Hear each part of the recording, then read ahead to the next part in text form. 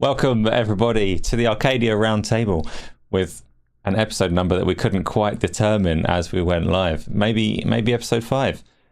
I'm here as always. We've got Chris Grannell and the Darge Knight here to talk to you about all of the games and all of the fun stuff. Chris, how you doing, sir? Very well, thank you, sir.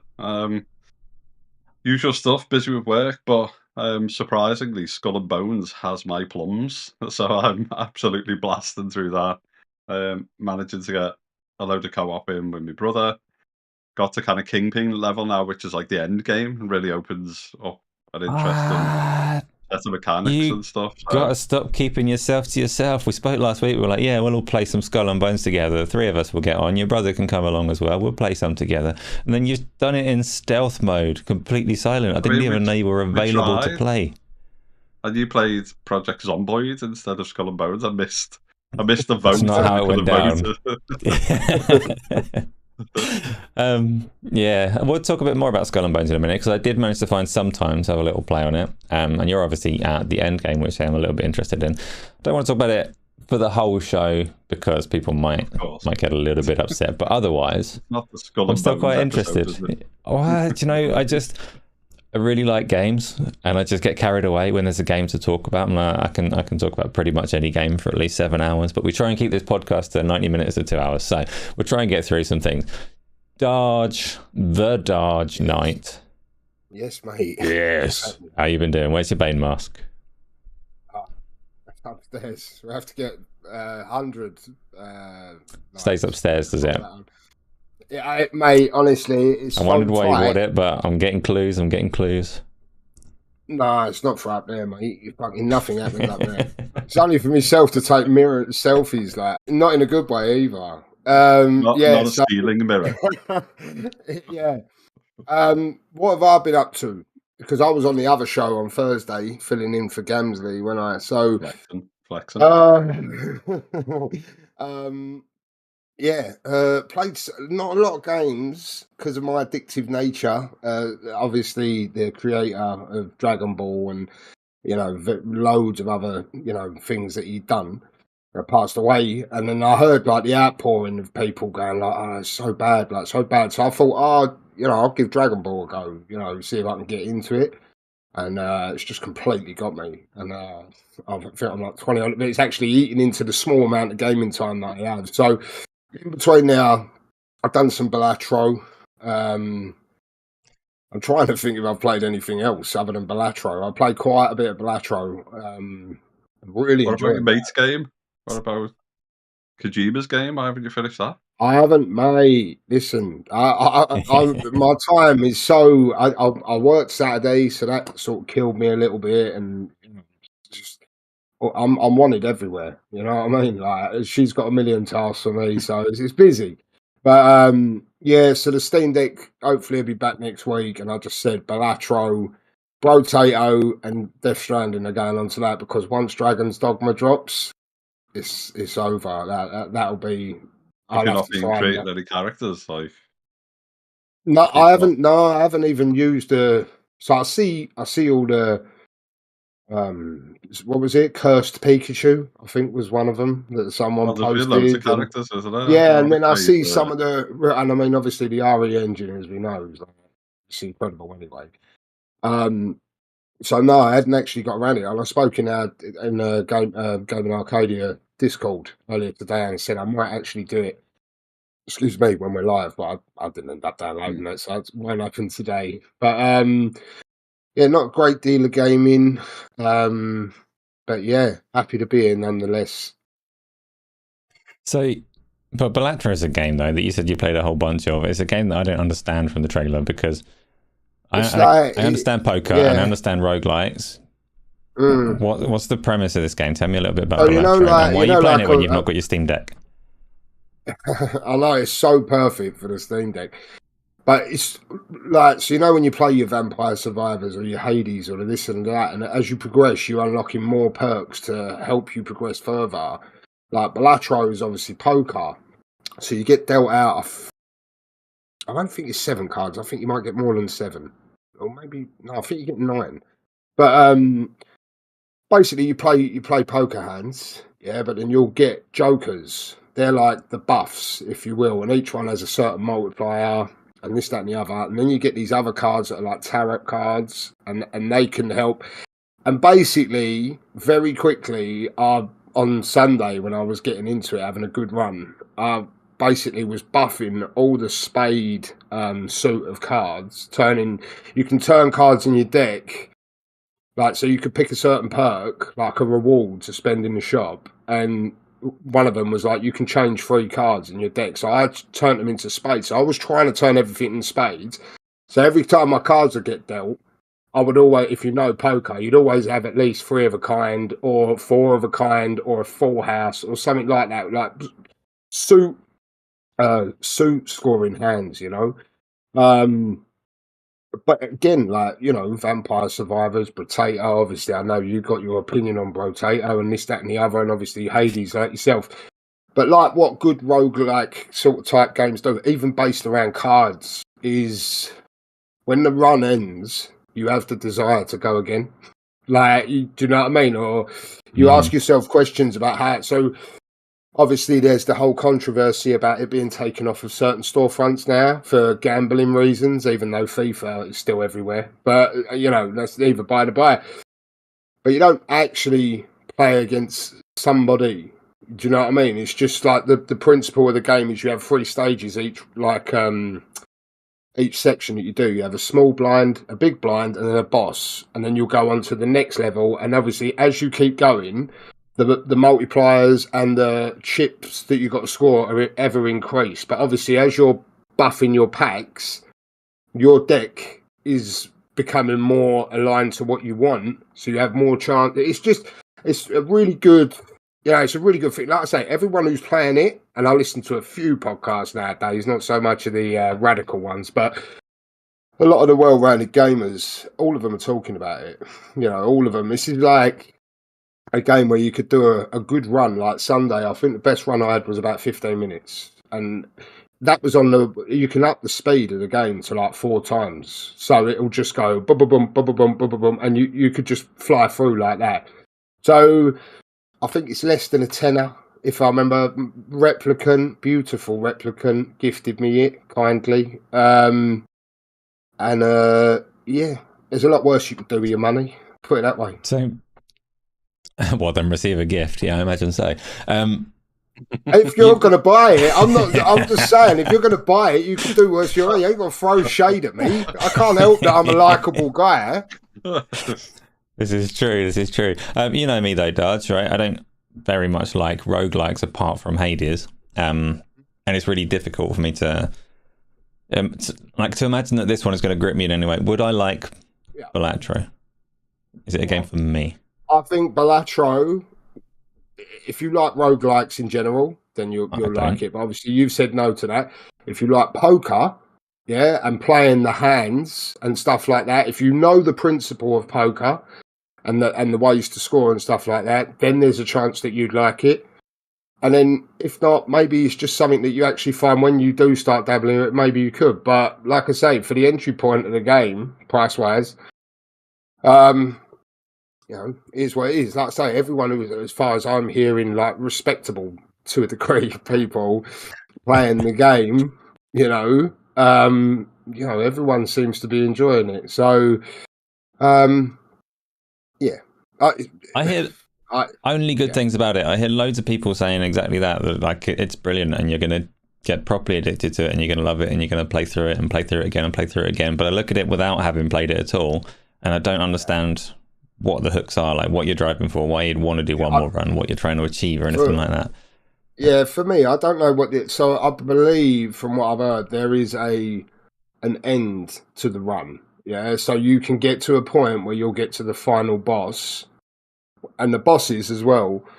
As you progress in your run, they'll start taking things away from you. So, like I say, with me, yeah, say I've invested a lot of time and money into changing my deck to spades. There's a chance I could get to a boss who will go, right, spades are like debuffed now, so they're excluded. So then you're fucked because you can't, because obviously it's the just bosses, things like that. It's just.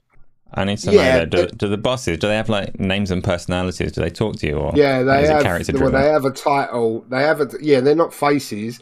It's just a title. And then it will say what they're going to do, like what they're going to do to the deck when you come in. Do you know what I mean? So, like I say, Asa, I think when you're watching it, I think what a lot of people like about it is like obviously the art style they've gone for a start. Obviously the quick nature of it, the runs. It's obviously a game that's played all around the world, poker. So it's based on that. And it's cheap. So I just think, or free. Or free, if you're a likable, well-rounded individual. But everyone's just getting in case the roof breaks. Come on, guys, we all share games. Yeah, it's not my fault we're talking about the game that I got.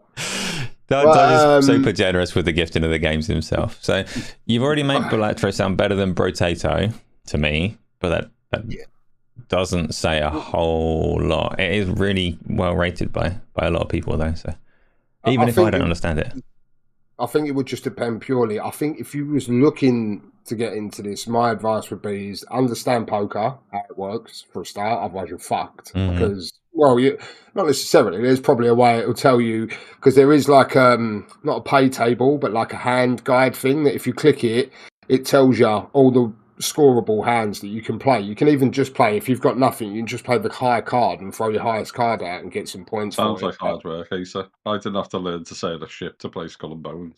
Well, this is the other thing, you see, I don't understand Balatro. I'm getting really confused in my head now. I wanted to type out, like, have we got any other people here from the arcade community or people that are watching on YouTube that are into Balatro? But because I mentioned Brotato and because of the similarities in the name, I was like, oh fuck, I've completely forgotten what it's called. Potato. What I do understand though is being a pirate. Yeah.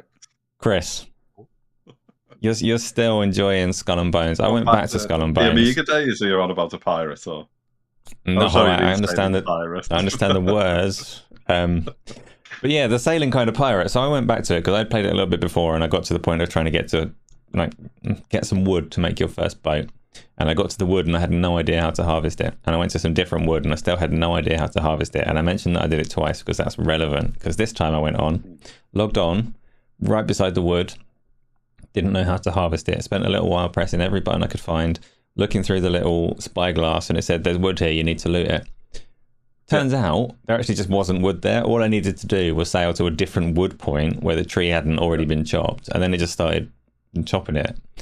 Which really wasn't clear at all. But after getting my wood and getting my first boat and going out into the seas and shooting someone who may or may not have been a player and then shooting some people that weren't players, I still don't really get it. Tell me about the end game of Skull and Bones and how it's got you coming back and playing it more.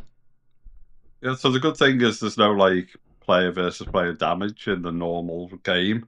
That only happens when you start to do like takeovers or So it definitely wasn't a player that killed me. Definitely wasn't a player. I mean, you can shoot a player, but you won't damage them. Yeah.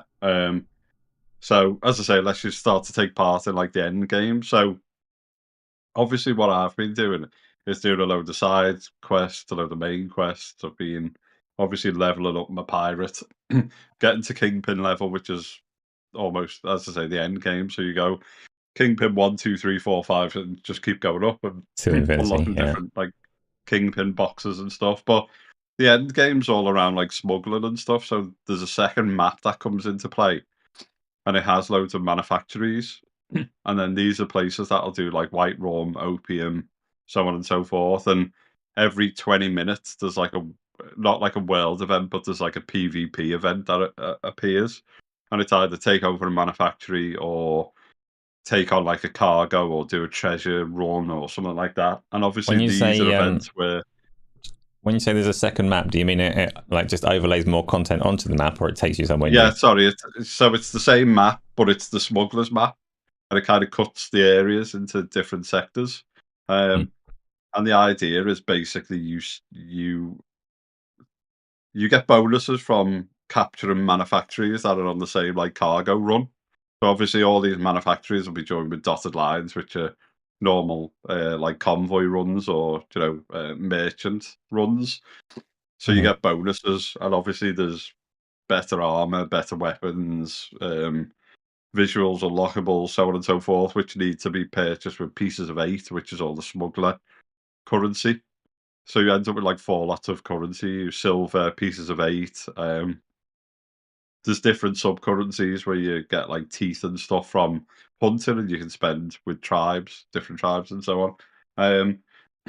But it's all about kind of leveling up your ship. There's 2 different levels. There's your pirate level, which obviously you get a Kingpin. And I think my brother's on like Kingpin 10 or something. I'm on Kingpin 3. And then there's a ship level. So the ship level is determined by your weapons, your different level furniture buffs, and so on and so forth. So I've just built a ship which is largely like a tank. So when you brace for like an impact off an enemy ship, it regenerates the brace. Normally, once your brace runs out, you've run out of the ability to brace, and you start taking damage. So I've got a ship now where every time I brace, it regenerates it. So I can obviously get up close and personal, a bit of a tank, attack people, take some damage. But obviously, if you wanted to, you could have like repair weapons on, so you could be repairing me and Rich, or we could be repairing you while you're, attacking like world with events the healing and cannons. stuff like that. So yeah, so it's a really good game, and for me, it's kind of like the first venture into Skull and Bones, for Ubisoft. As much as I've enjoyed Sea of Thieves, I'm enjoying Skull and Bones more because I think some of the quests and stuff like that are a bit more interesting. And I think like each of the ship have got different personalities. So obviously, if you jump into like a 3 or 4 player co-op, one of you could be a sharpshooter, someone could be a tank, a healer, an all rounder. And and the world events that kick in are like super difficult. So, Mhm. so I think my brother's like level 11 or 12. I'm a level 10 on What's a our world ships, event? and even Like world Kraken events. or It could be, yeah, it could be attack like a convoy, but it's being protected by 5 other ships, and they have like different armor traits. So they've got protection against cannonballs or fire or sail damage and stuff like that. So some ships that you come across, there might be a ghost ship, there might be a plague ship and stuff like that. So the world events need really kind of like a team of 3 or 4 plus other players in the world, some of them, because they're really high levels and they've got different levels of armor that you've got to knock away. So I enjoy, like, the weather's amazing when you go out into the open sea and stuff like that. The weather effects are awesome. Um, yeah, it's just I'm just really enjoying the game. It's because I enjoyed Valhalla, but I got quite bored of like the monotony and there was almost too much to do, which is obviously a lot of Mhm. people said that about Valhalla. Um, but this just seems to have the right level of you can attack forts and stuff like that. That's a different mechanic where you're kind of attacking the fort and then ships come in to defend it. So you then have to fend off the ships and then attack the fort again, grab loot the treasure and stuff like that. So there's a few different interesting kind of game mode types. But yeah, we should Do you definitely. reckon? I'm gonna jump on it after this, basically. So Do you reckon you would enjoy that game if your brother wasn't playing it? If you had to do it alone? yeah, I mean, the last couple of days I've been playing on my own. So when I play on my own, I tend to do like the treasure hunts and stuff. And then obviously when I'm playing in co-op, we'll do some of the harder missions, like take down forts or take down. You have like privateers on the map who will attack on sight, so they basically just attack anyone. And they're really kind of high level ships and have decent weapons and stuff. But it's good. Mhm. It's all about like the right blend of weapons on your ship. So you've got like torpedoes, you can have like flamethrowers and stuff like that. So obviously not going for like ultra realistic pirate days, but it's Mhm. it wouldn't be a good game if it was just kind of you've just got lots of cannons on the side and stuff. So you've got mortars, you've got rockets and stuff. So two different types of game in terms of co-op or just doing stuff on your own. What color is your boat? At the minute, my boat is like white red. It's got this. Um, I unlocked this kind of like repair set or whatever. There was basically a ship that I unlocked, which was a repair ship, but I didn't want to go with that. But the sails They and gave you the colors. This the is see. emblem and I'm not stuff are asking good. this because like I completely run out of questions and I'm like, oh, what color is your boat? This is a ridiculous question or whatever. It's more when I had a look at it, there was like a set of boat colors that pretty much matched the theme that we've got here for this podcast, and I was like, oh, I can have a Gaming Arcadia themed ship.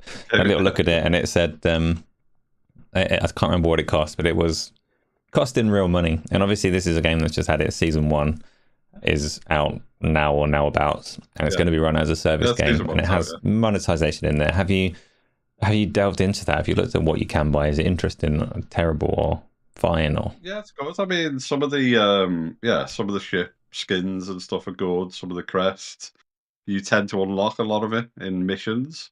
Um, there's some season pass stuff, but I mean, the beauty of Ubisoft Plus or whatever is you get the deluxe edition, which comes with like the season pass. There's like a season pass plus or whatever, which had which had some extra currency, which I went for. oh, so I could get my boat. I could And get my boat colors. yeah, you can get your boat colours. And but as I say, you unlock once you start visiting different islands and different forts and so on and so forth. There's loads of different like colours and stuff. So there's one which is like a Dutch camp, and you go there and you unlock. You can buy with in-game currency, not real. You can Mm. unlock like all the Dutch DMC colours. So for a few days, I was sailing around as a Dutch ship and stuff like that. So really good colour sets, really good weapon sets. Obviously, there's higher level weapons doing the smuggler stuff, so needing pieces of 8. And they've got little things like when you go to collect your pieces of 8, you can't fast travel, so you have to sail back to. There's two main camps or two main like pirate villages. You have to sail back with your pieces of 8 to drop them off. Once you get back with those, then your pieces of 8 are safe. But whilst you're sailing back, obviously, privateers, other players, you name it, can kind of attack you because if they know that you've got pieces of 8, because it's the main currency. Are claret and blue colours available in the game?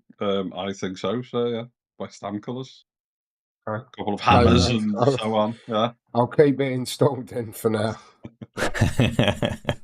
That's a nice t-shirt you're wearing there, Darge. I like it. If you are here for the first time, or if you just forgotten how things work, there is a YouTube Q&A box at the moment. If you want to stick any questions in there or on our Discord, then we'll get to as many as we can fit in at the end of the show. Not necessarily all of them, but as many as we can get at the end of the show. So stick some questions in there and just yell things at us and at each other in chat. Keeps things moving, keeps things entertaining. I have been playing... You mentioned fast travel, and that reminded me I've been playing a lot of Final Fantasy VII Rebirth. There's a lot of fast travel in that game. It's very much Ubisoft structured where I am right now. I still haven't got anywhere significant in it.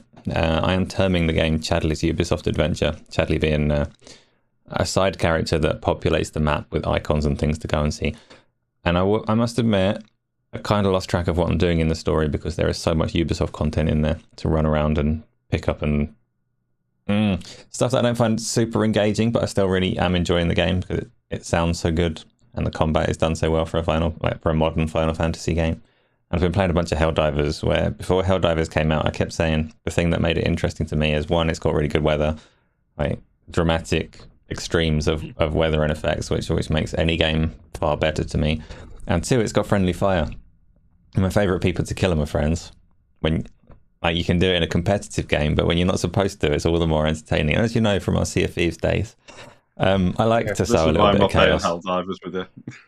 Oh, it's so funny. I don't do it too much. Like, it's not irritating. Everybody had fun, right? Right? You all had fun. Was it Alien Fire Team as well? Was that what? Oh yeah. I might have blown you. Fire on. Might have blown you up a little bit. It had not friendly fire directly, but it had. If you stand next to a red barrel, then that's a mistake. Yeah, we learned that. We did learn that, or you learned that. I already knew. And that's why I'm enjoying Helldivers. I was just sowing chaos. There's a stratagem thing, one of the things you can call down from the sky that people have been unhappy with broadly through the metagame, where it scatters landmines all over the map, and it's kind of lethal to your friends. So obviously it was the first thing that I bought as soon as I learned that. Was it eradication? Was it eradication? It was Tony and Chronic on this occasion. I think Chronic and Eradication had the same, and we were trying to do like a rescue humans mission, and I was like, what I'm going to do is put mines here to stop like the enemies coming in. The humans just ran out on the path and just kept getting blown up by the mine. I think mine was worse when Eradication went, them things are collectibles or something, wasn't it? And I ran out to it and just got blown in the air, didn't I?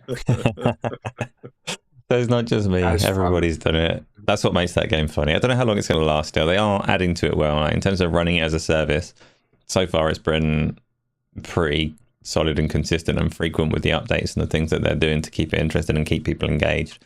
I still don't necessarily feel that engaged while I'm playing it. I don't feel I'm doing anything all that meaningful towards this little campaign that it's got going, but it's funny to play with friends and what we've got to look forward to is Sony acquires them and then closes them down in 12 months' time. Oh no, Chris. That's maybe. Clip where it didn't happen, Tony. You know there are some mini clips. Yeah. Just some light humour before anyone persecutes me.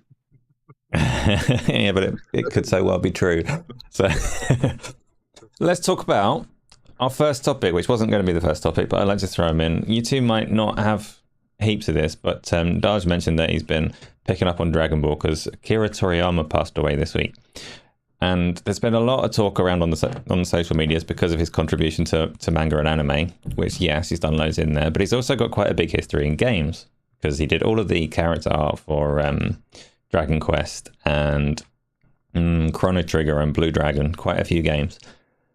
First of all, I reckon I might not get much on this one, but have either of you played like any of his previous games?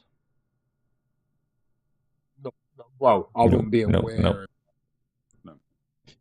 Fair enough. I mean, now that you've started watching some of his work, Darge, you'd probably, if you were to then play one of his games, you'd probably pick up on it pretty quick because he does have a very distinctive style that stands out across all of those games. But the reason that I bring him up is because obviously he's passed away, but there is a game in the pipeline coming very soon. Are you familiar with Sandland at all? I reckon, because I didn't prep you beforehand, so Sandland showed, I think it was at one of the Xbox showcases, and its initial reveal trailer was pretty weak and unimpressive, I think. But the one that's just come out a month or two ago, so well prior to his passing, but a story trailer that says a little bit more about the game, makes it look kind of a lot more enticing, like it's got quite a bit more going into it. I've got the trailer playing on the stream at the moment, and I don't know, does it make any difference to you, knowing current circumstances, knowing that this is going to be the last game that he meaningfully contributes to? Does it make you any more inclined to look into this one? I mean, I'm still, very early in the night. Do you know what I mean? But yeah, I don't know. Just I mean, I wouldn't do you know what I mean? I wouldn't just play a game based on.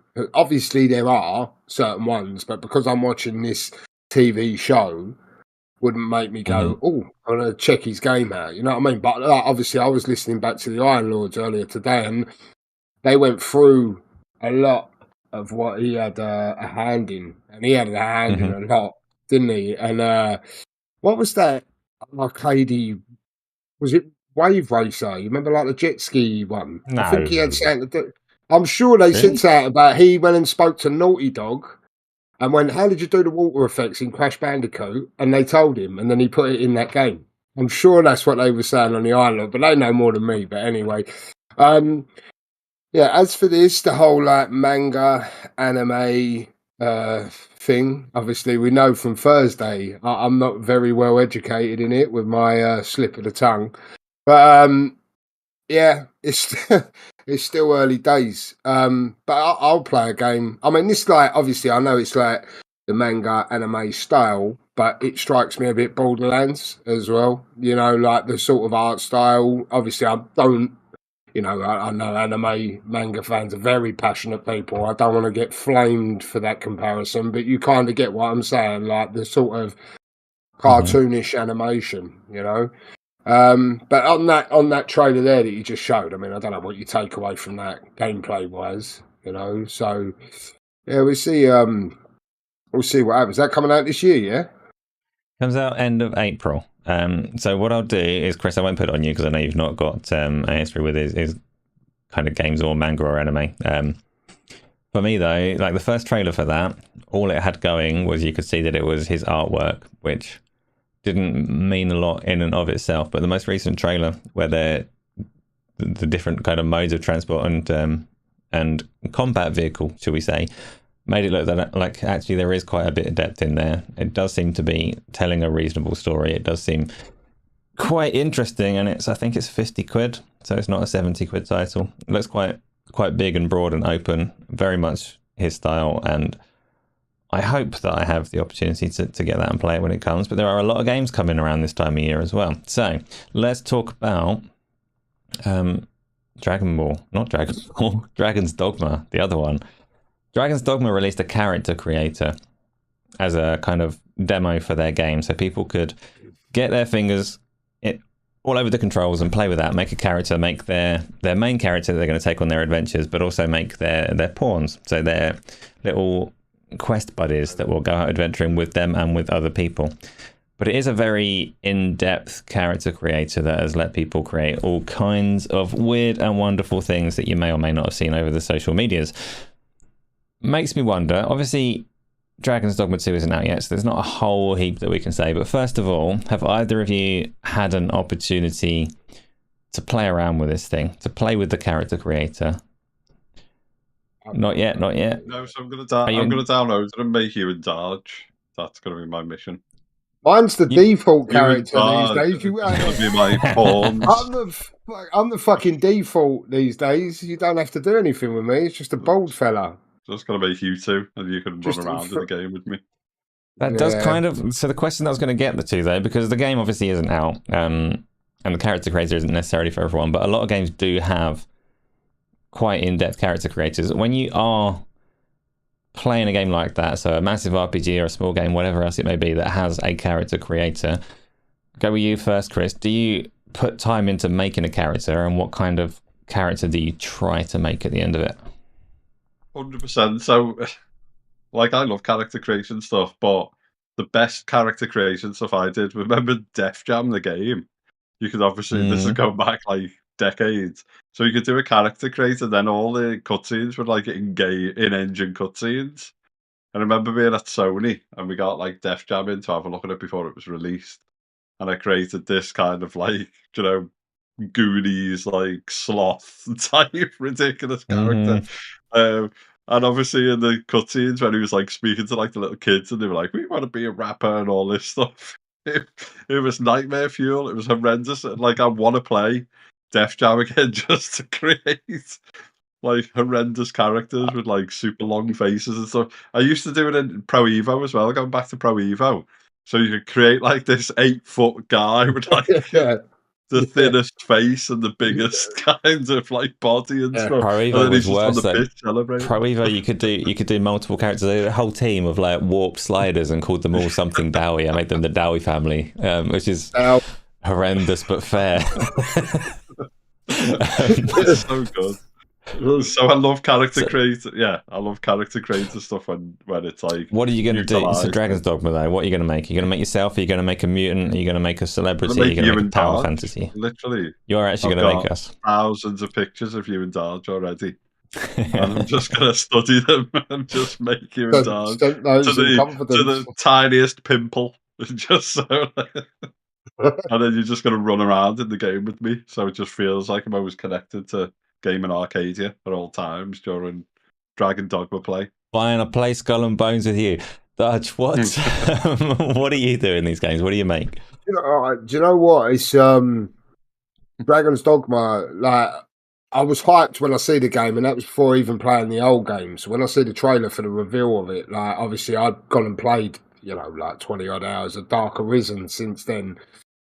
Kind of understand the core gameplay, like of what they're going for. It was just a game of its day. That's why I didn't really fully crack on with it now. You know what I mean? Like the map in that game was carnage, and like navigating and stuff like that. But so I watched your old video today that I plugged out about character creating, and 99.9% of the time, I'll always try and make as close to myself as I can, but a little bit slimmer and a little bit buffer, you know, but tell a little porky, you know.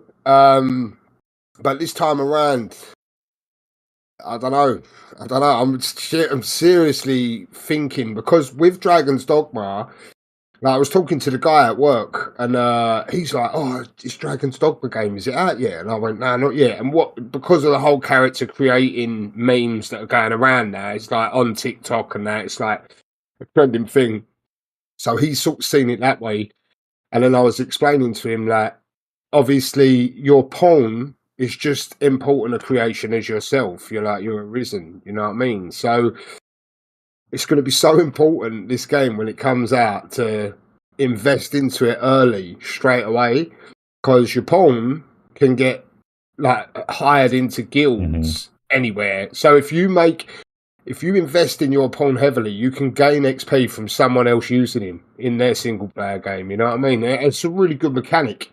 I know like a lot of people was hoping this would be co-op, this one, but because of that unique pawn thing that it does, I guess they just kept it single player. But so with the character creator, I still don't know. I'm not going to make a bold, man. If I'm going to be making myself, I'll wind the clock back a few years ago, and so I was looking at Are you going to make yourself post like Holiday to Turkey?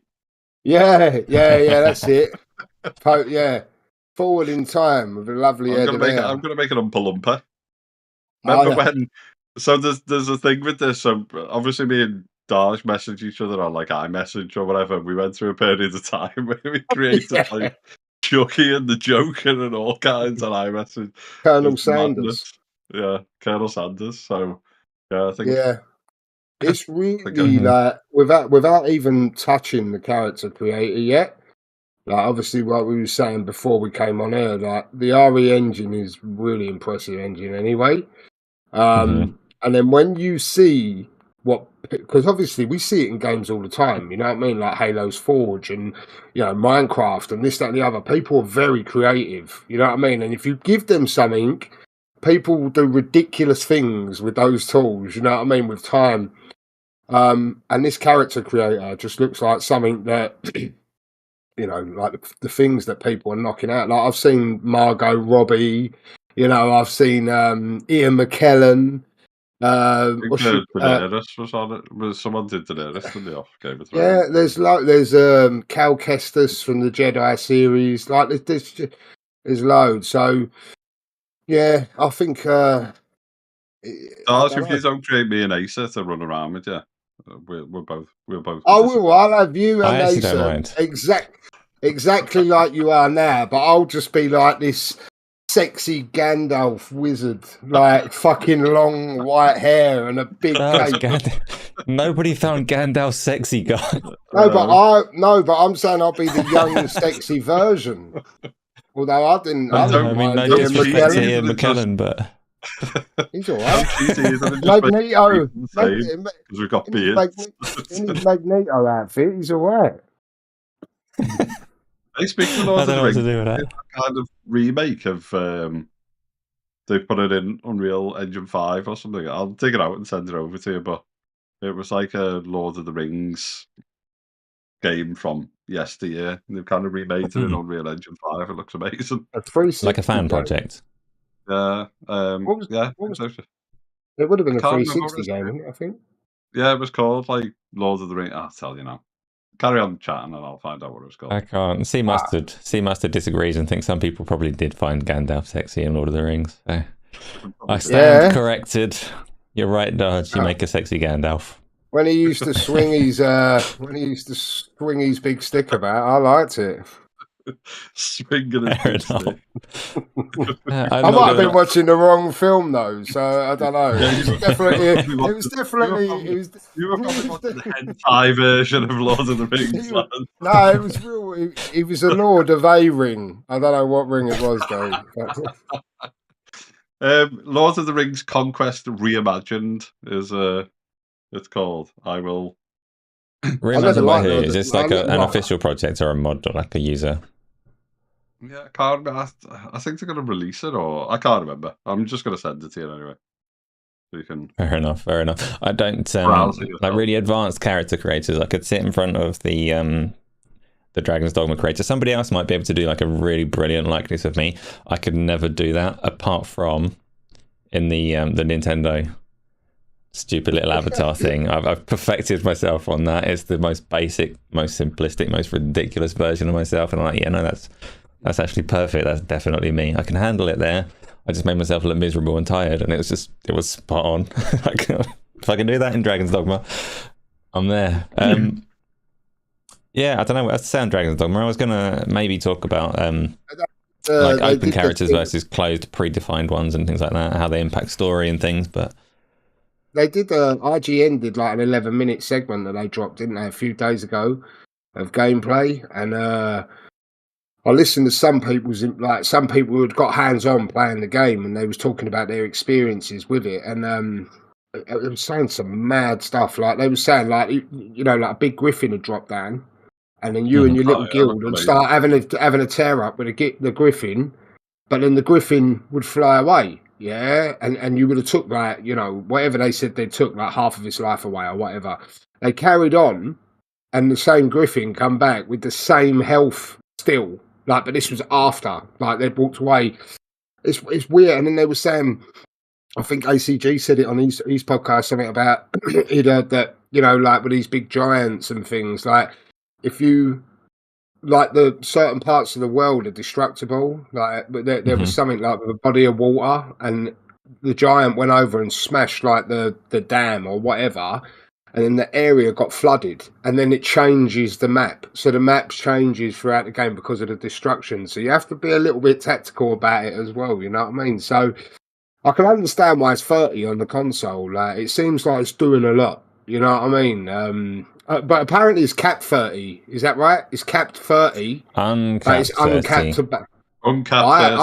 I heard it was minimum 30, and it will go wherever it goes. I don't think it goes lower than 30. Which means it'll be fucking Is that carnage. right?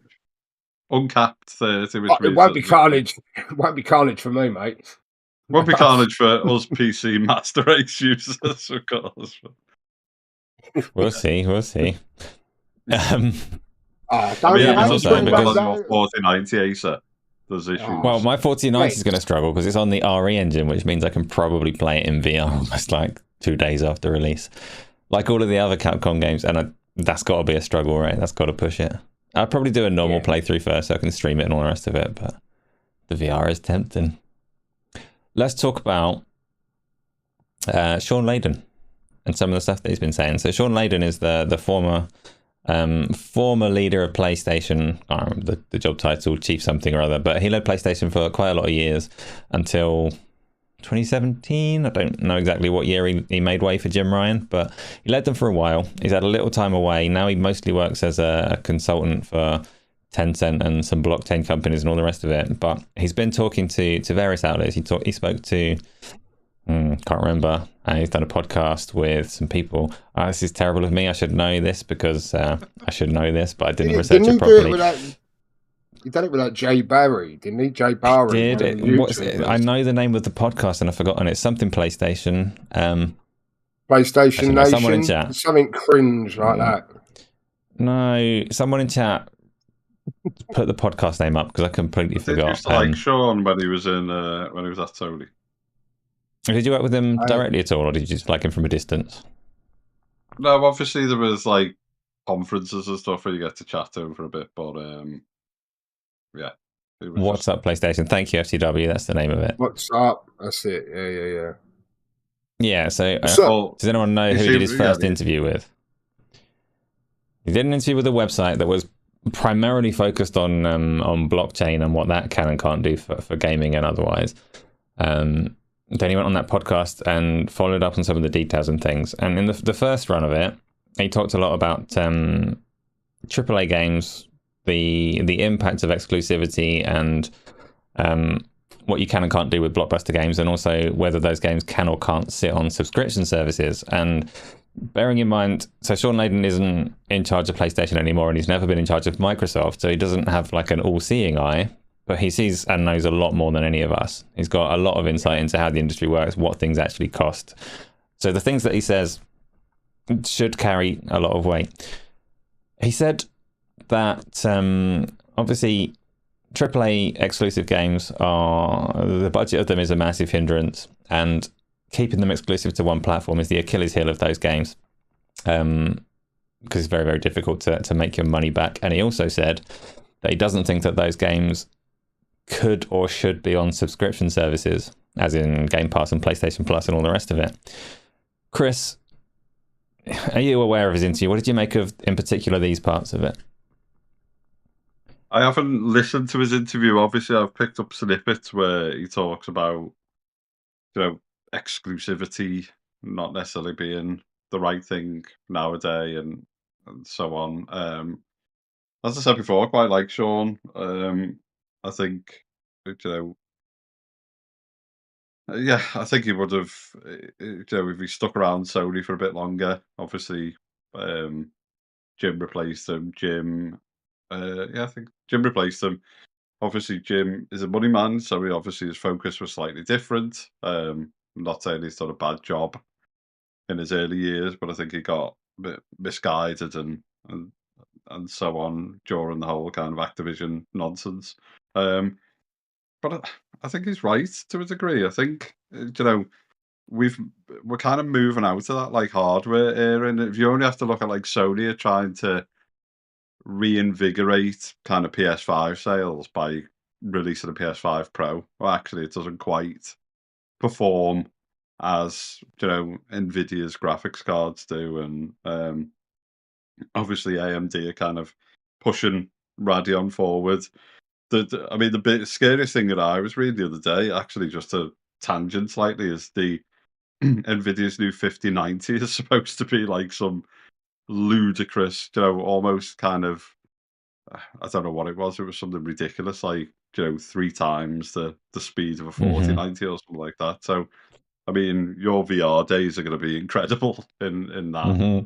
type of fidelity. There's talk about it being silly expensive, but that's what Nvidia are doing at the moment. Um, but I just think his exclusivity argument is probably around the fact that, with the exception, as we said, of Switch, hardware sales are not like the PS2 days and the PS3 days and stuff. We're not talking of hundreds of millions of units for Sony at the minute. Um, Prices are not getting cheaper, as we've mentioned before in previous episodes. Hardware is only going to get more expensive. The loss that Sony are going to take on a PS5 Pro, unless they're just going to release it, like close to what the retail is. I mean, we could be venturing towards like an 800 quid console. Could even be £1,000 or $1,000 console. No one really knows yet for some of the power that they're trying to shift. But the one thing it's not going to do is not going to run games at 4K. Like, there's a lot of people capping for this PS5 Pro is going to run 4K 60 and it's going to run GTA 6 at 60 and all of this stuff at resolutions, which it just isn't. So Sony have just Hmm. got the kind of dynamic resolution stuff down to a T, works really well. There's no need to kind of stray away from that. And we've seen it ourselves. As I say, me and you are fortunate enough to have a 4090. And yeah, we can run at true like native resolutions and stuff, but half of the time I'll still stick DLSS 3 on in quality modes or something and get a jump in 25, 30, 40 frames a second without much quality loss. So kind of frame reconstruction and things like that is the way to go. And obviously that's what they're trying to do with PS5 Pro. But yeah, there's something just not happening at the moment. It's not the traditional console market where hundreds of millions of consoles are getting sold, and there's a bit of the war. There was a bit of semiconductor issues. I think the slow launch has hampered it, and I think some of these like performance issues on games, which should be fine, is just I think it's just knocking the confidence of people. So I think more of this like opening up. We've got better cloud infrastructure. I can play. The weird thing is, I can play like Nvidia. Um, I can play their cloud streaming service on my Samsung telly, Hmm. and it's really quite good. It's not like a native experience on my PC, but to someone who isn't, into gaming and just wants to jump in and dabble, and I mean, if you were playing, that card game or whatever that Darge was talking about or something, you're probably not going to have like latency issues and stuff, and it's a entry into gaming. Um, and yet that's only it's only going to get better. So I think with like the massive cost of a AAA game, if your market is 50,000, it's your market 50 million consoles. And I think when I was at Sony, you would be happy if like the uptake was probably 20% of your Hmm. console um market. So, some of those games are selling to, you know, selling to 10 million players or something like that. How do you recuperate your 500 million back or whatever Hmm. if you don't broaden the horizon and stuff and, So, and look at PC gamers as PC gamers as a market must be is in the hundreds of millions of players. Yeah. so he's also on the subscriptions kind of thing. He was talking about. He's spoken on them in the past and been fairly negative about whether they're feasible, viable, sustainable, and all the rest of it. If anything, he's possibly eased his stance a little bit over the last few years. In that now he was saying, he said they might be sustainable from the platform holder's perspective. Like Microsoft might be able to run Game Pass, but it's not good. And none of that money gets to developers, or not enough of it gets to developers. And he followed that up on the podcast and said specifically that even though he said that exclusives, AAA blockbusters, and all the rest of it are a difficult thing to kind of execute, and exclusivity reduces your funnel for money and all the rest of it, but he still said that as a player, the best thing that you can do to support developers is to buy games directly. Darge, is that like a fair kind of burden and responsibility on players? Should we as players be supporting developers by buying games if we've got subscription options available? Take piracy off the table because I don't want to go into piracy, but if you've got a game that's available on PlayStation Plus or Game Pass and all the rest of it, should you think about buying that game to support the developers? Is that your responsibility or is that a publisher problem? Well, that is the movement, right? Support the devs, But like, obviously, I went off on a bit of a rant on Thursday, and I won't name people, but some people got a little bit upset by me. But at the end of the day, we're talking about Shawn Layden, who's cotchled up. He's got money, and he's giving his opinion on an industry with money, So why would I care what he's telling me what I've got to do?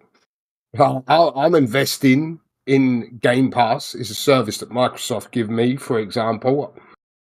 I can play their games first party. I don't have to buy them. No one's buying them. Like, I know they tell you that third party putting games on increases sales, but that's just talk, isn't it? Come, like, where's the data to show?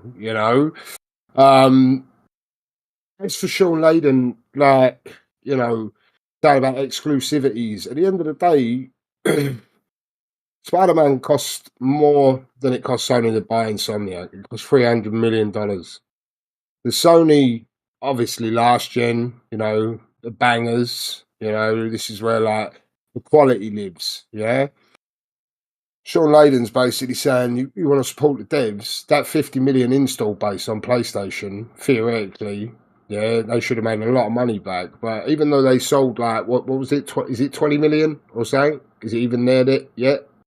Of what? Spider-Man 2? I don't think it's there yet. No, but... no, it was like one of the fastest selling to get to, was it 10 or something? Anyway. Like that. It's normally around the 20%, 25% attack Chris rate. I was listening.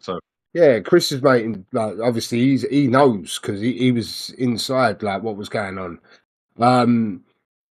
Games are costing too much money.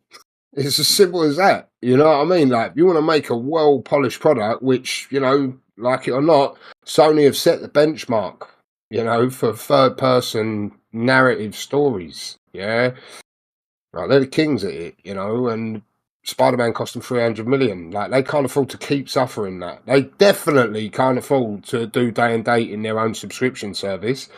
And like Chris said, Steam, I think, is at the highest it's ever been now, isn't it? With 35 million people active on Steam.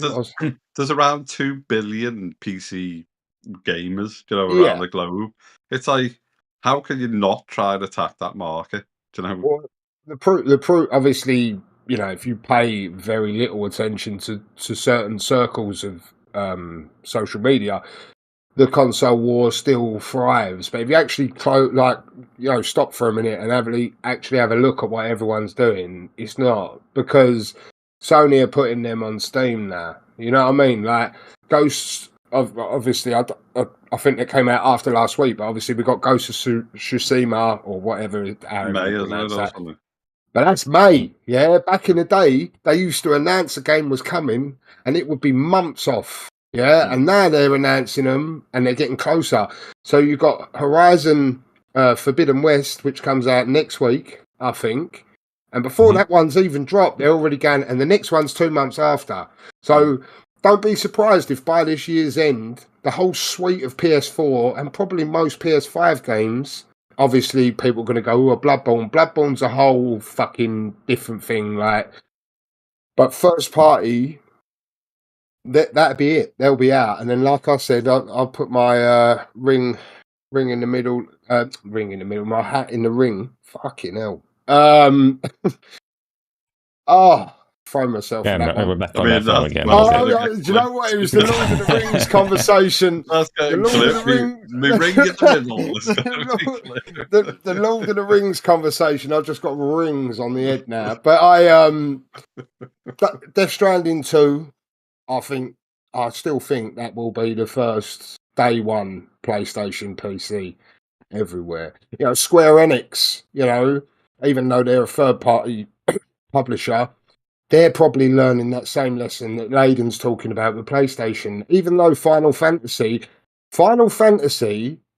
exclusive to PlayStation, Final Fantasy VII, has only benefited PlayStation because PlayStation markets so well.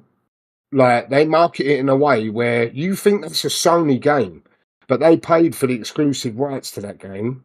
Obviously, Square got paid, but you telling me Square don't think, well, if we'd have just put this everywhere, day one, PC, they would have made more money, and I think the industry very slowly over time now, like what Layden's saying, it's just going to change, it's just going to be that, by the end of this gen, like, it'll be a lot more day and date releasing elsewhere. I think Xbox will obviously still be doing day and date in Game Pass.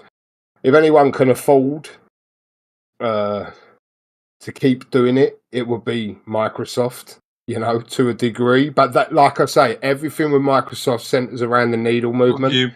Ubisoft as well, mate. Sorry to cut across you. It's like the fact that he came out, the guy came out and said, look, you gamers got to get used to not owning the games. Now, I know there's a bit of controversy around that for some people.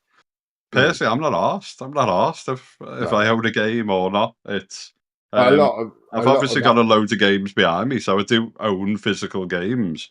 But it's like, if you think about early subscription services, it was kind of, you get this game, and what we want to do is we want to try and upsell you to deluxe and so on and so forth.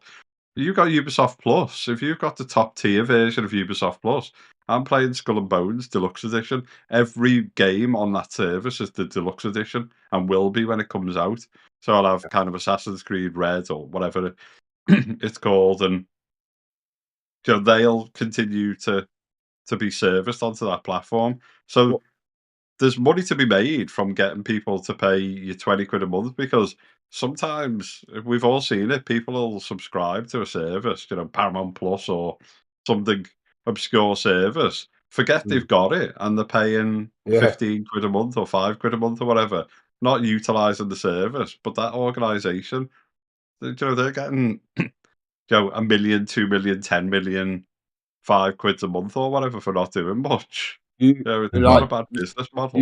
You're hitting it bang on the head as well, Chris. But the only one difference with Ubisoft is the fact, in comparison with Sony or Microsoft, or with the Square Enix example, with Ubisoft, they're multi-platform, so they've got a constant stream of money. So when they launch a game, they'll give it to you physically, or they'll give it to you on digital storefront on Xbox, PlayStation, PC, wherever, and the money will keep going. And then they have the luxury of going, or you can subscribe. And like we said last week, or on the Thursday show, when I said about even my example of still having Ubisoft Plus for 8 hours of Mirage and about an hour of Skull and Bones for 6 months, that's why they want you in the subscription service. And then, like with Xbox, like what I said, like with Game Pass, it's been a little bit dry for a little bit, unless you're really big into SpongeBob. But I bought that day one, but that's another story. But obviously now, like Eradication the other week, he's looking at Game Pass, he's going, not really offering me much. But then you go, Hellblade's only a couple of months away. And that's why, if Microsoft get their roadmap down, then people will be less reluctant to pull out, so to speak, because not touching that. Pull out of the ring. Pull out of the central ring. Pull out. But what I'm saying is they've got you. You know what I mean? It's like Netflix. You talk about, people always talk about the Netflix model. Well, I don't really watch a lot of Netflix, but apparently there's something on there now called The Gentleman. You got Stranger Things. You got, and because they constantly hype these things up, when they know they're going into a dry spell, they can go to you, but in a couple of months this thing's coming, and you go, oh, well, I better hang about, and it's just printing money. Ubisoft and EA subscription services, though, if you hold them up against Game Pass, they do kind of paint a worrying picture, because Ubisoft and EA, their premium services cost like 120 quid a year, and they release 2 or 3 games on that service in a year. So you can see very clearly that for them, it's not much of a gamble, because if someone subscribes for a year to get their 2 or 3 releases, that's probably more money than they would have got out of that person through their gaming year anyway, or at least about the same. Whereas Game Pass is like 10 games a month for a lesser price. So you can, when you hold it up and look at it, like trying to figure out the commercials and all the rest of it, obviously scale is going to be the difference that Microsoft need to make their service viable. When EA and Ubisoft need to charge that kind of price, if Microsoft are going to put that many more games, they're going to need that many more people playing on it. And that is where their struggles have been, because we don't know what numbers they need. But that's their problem, not mine. I want to talk about games. Let's talk... I was just going to say on that... Go on. I was just going to say on that point, you're 100% bang on. Like with the Game Pass model, it's more games and it's this and that. And if you look at Microsoft, they've always thought that the next thing was going to shift the needle. So if you're Phil, you're going, yeah, don't worry, we've got that Halo Infinite coming. That's just going to catapult things. Yeah. Obviously, it didn't happen. Yeah. And then they go, don't worry, we've got that Starfield. That's Bethesda's next big RPG. They will, like, Microsoft are fucking anal about all the Activision catalogue going to it or whatever. That's going to be a pull for a lot of people to go into the Game Pass. If they have the service still online for the old for the old COD multiplayer, if they have the servers online again, it's another plus in the service.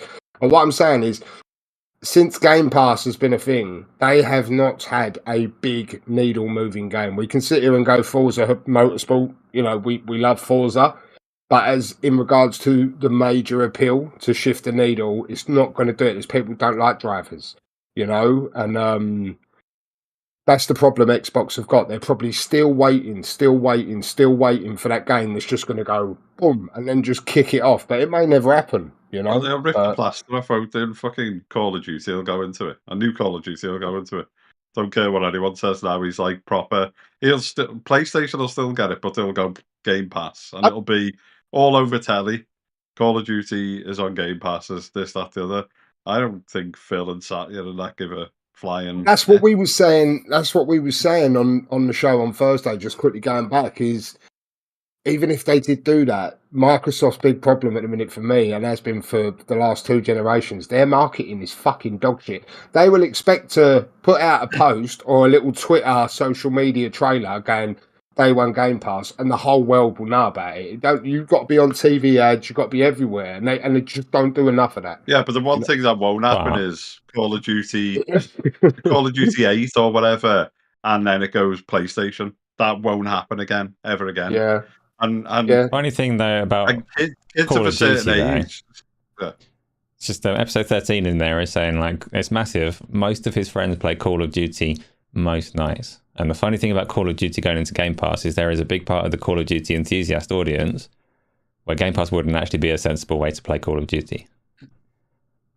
And that's got to be a factor as well, because the Call of Duty player, a lot of them don't buy many other games. And then Game Pass is not a good value proposition. To buy a console for it. But if you've got... I'm talking about, you know, and yeah, you can argue that, you know, they shouldn't be playing it, but parents out there will let the kids play Call of Duty or whatever. Don't care what anyone says. If it boils down to that Christmas present or that, you know, oh, actually, I need to pay £100 for a game and a console. No, what I'm going to do is I'm going to get an Xbox console and I'm going to get, you know, £10 Game Pass or whatever, and you can play your Call of Duty there. It just gives them an option. And the issue is, it was the same with like FIFA and stuff. It's like Sony had the right, so kids would go into a shop and go, I want to get Call of Duty. Oh, it's only on PlayStation. Parents would think it's only on PlayStation because they're not into the games, and the kids will get it for PlayStation, get FIFA for PlayStation, you know, so on. So it allows them to attempt to disrupt that, you know, 12-year marketing cycle or whatever they had. I agree with episode 13. I think, you know, like adults who are playing Call of Duty will choose their platform of choice, or they'll buy a console, Call of Duty, and that's all they play. It's my stepdad, all he plays is Spider-Man 2 and Fortnite. So he's got a PS5 to play Spider-Man 2 and Fortnite. That's all Right. he plays with his mates. And you know, Right. the only other thing he started playing is Five Nights at Freddy's or whatever. Yeah, He's like yeah. trying to work Which through is those a things. nice little segue onto other things that Shawn Layden was talking about. So, Darge, you said something that I wanted to pick up on, because you said right at the start when I asked you about it, you said he's got a lot of money and he's talking like someone that's got a lot of money.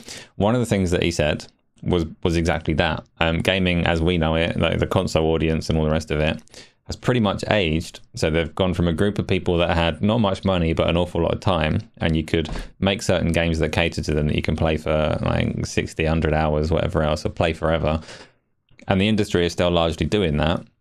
He's saying that the audience that they're catering for actually have grown up a bit, and now they've got much less time available but more money. So you've gone from being time rich and poor to like having no time but having enough money to buy games, which isn't necessarily true for everyone by any stretch. I think Shawn Layden possibly slightly disconnected from a lot of people's current financial situation when he says that, but it is probably broadly true if you follow the data that there are a lot of people that do have more disposable income now.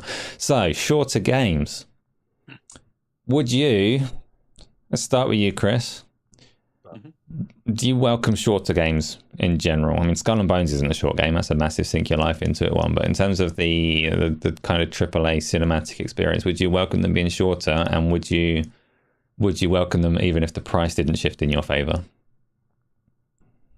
Do you know what? I enjoy kind of shorter games. I enjoy games where you can kind of digest. I think, Joe, I played through a lot of the kind of Life is Strange games, and they were kind of bite-sized like episodes and stuff, and I really enjoyed jumping in for a couple of hours and then go, right, I'm going to put that down tonight, I'm going to pick it up again.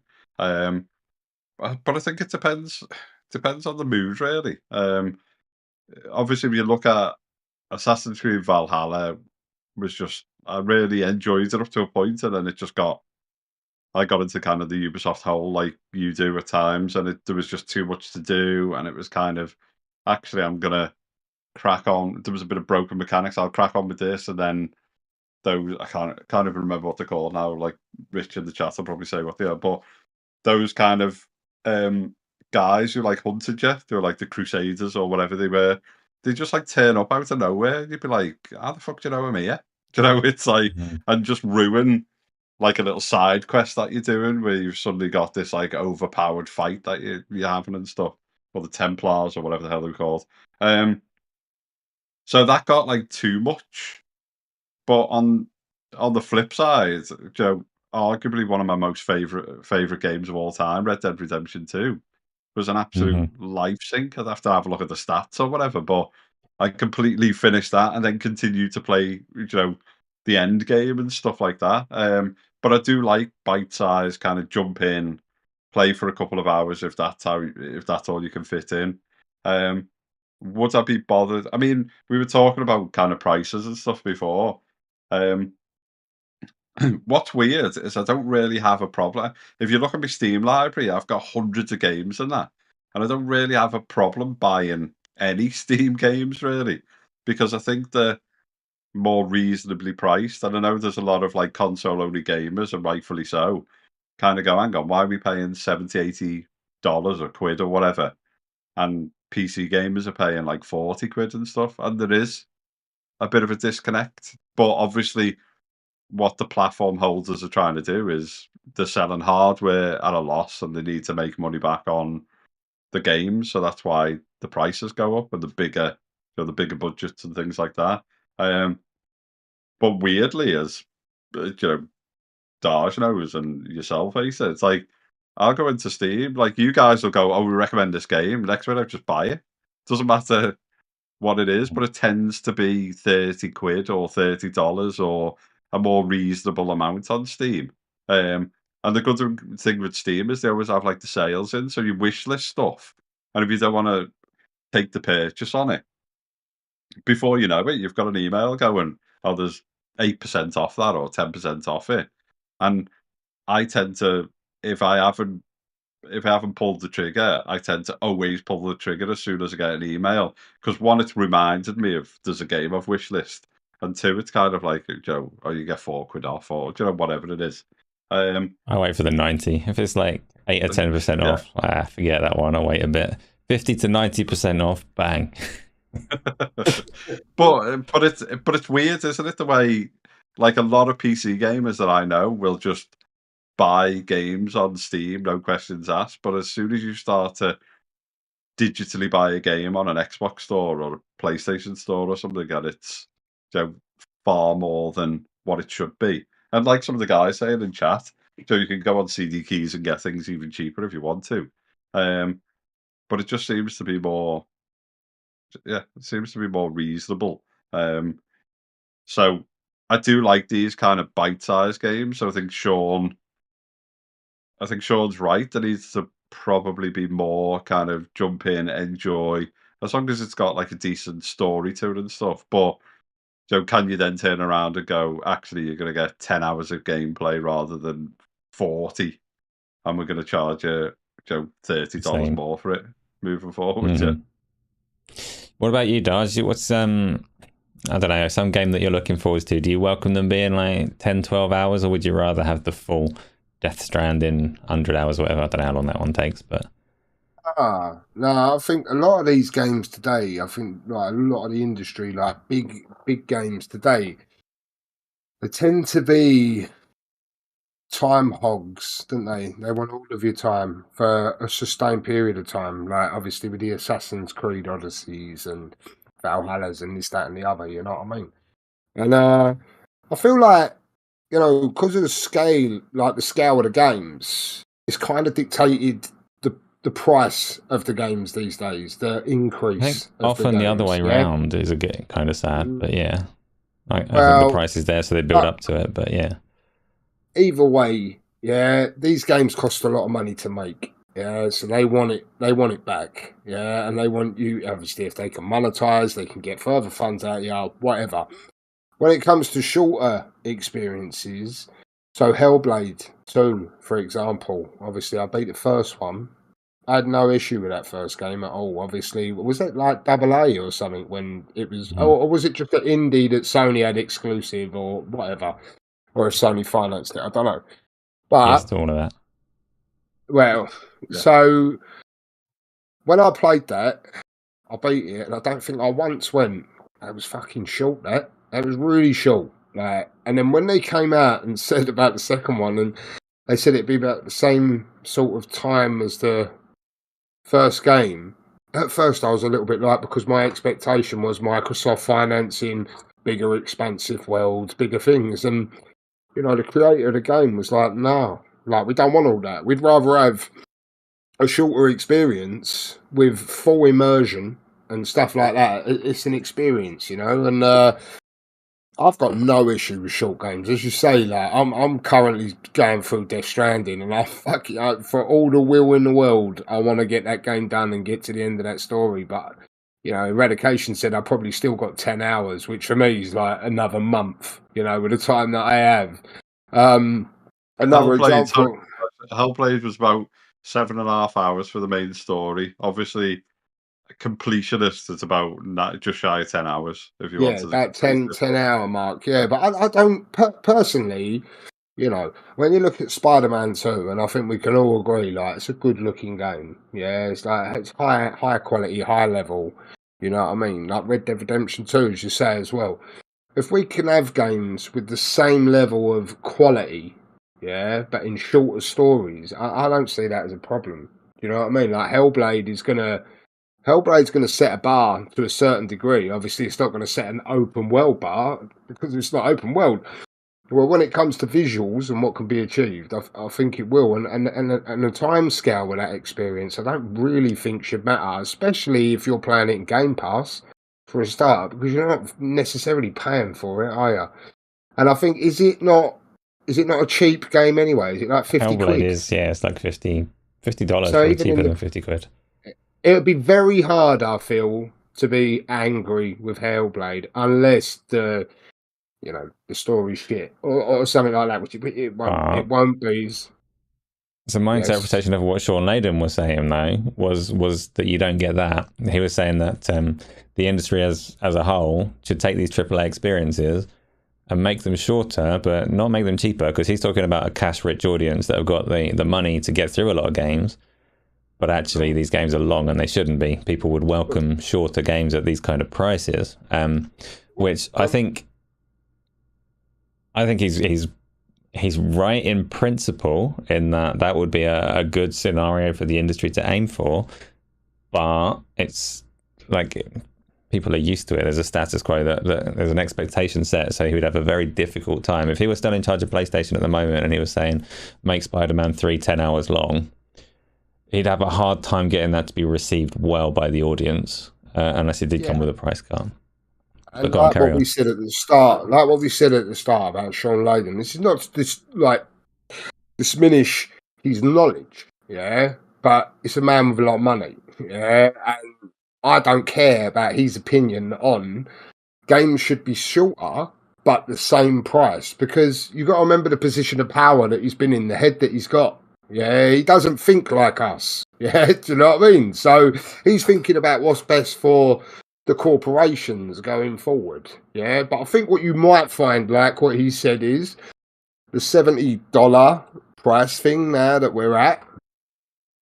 I think what you'll find happen with humanity anyway is, I know what you're saying there about Spider-Man 3, but I think as $70 becomes more normally accepted that it's the price, I think then you'll notice a reduction in length of the game. And I think slowly over time, once you get more familiar with 70 quid, or whatever, 60 quid or whatever, you'll be less angry. Whereas if Spider-Man 3 come out tomorrow, and I don't know the total length of 2, but let's just say it's 25 to 30 hours, and it comes out and you get it all done in 10, side content stuff, 12 and a half, people will kick off. But if that game comes out in 5 years' time, who knows? So, obviously, it'll be hard. Sorry, Darge, because you make a good point.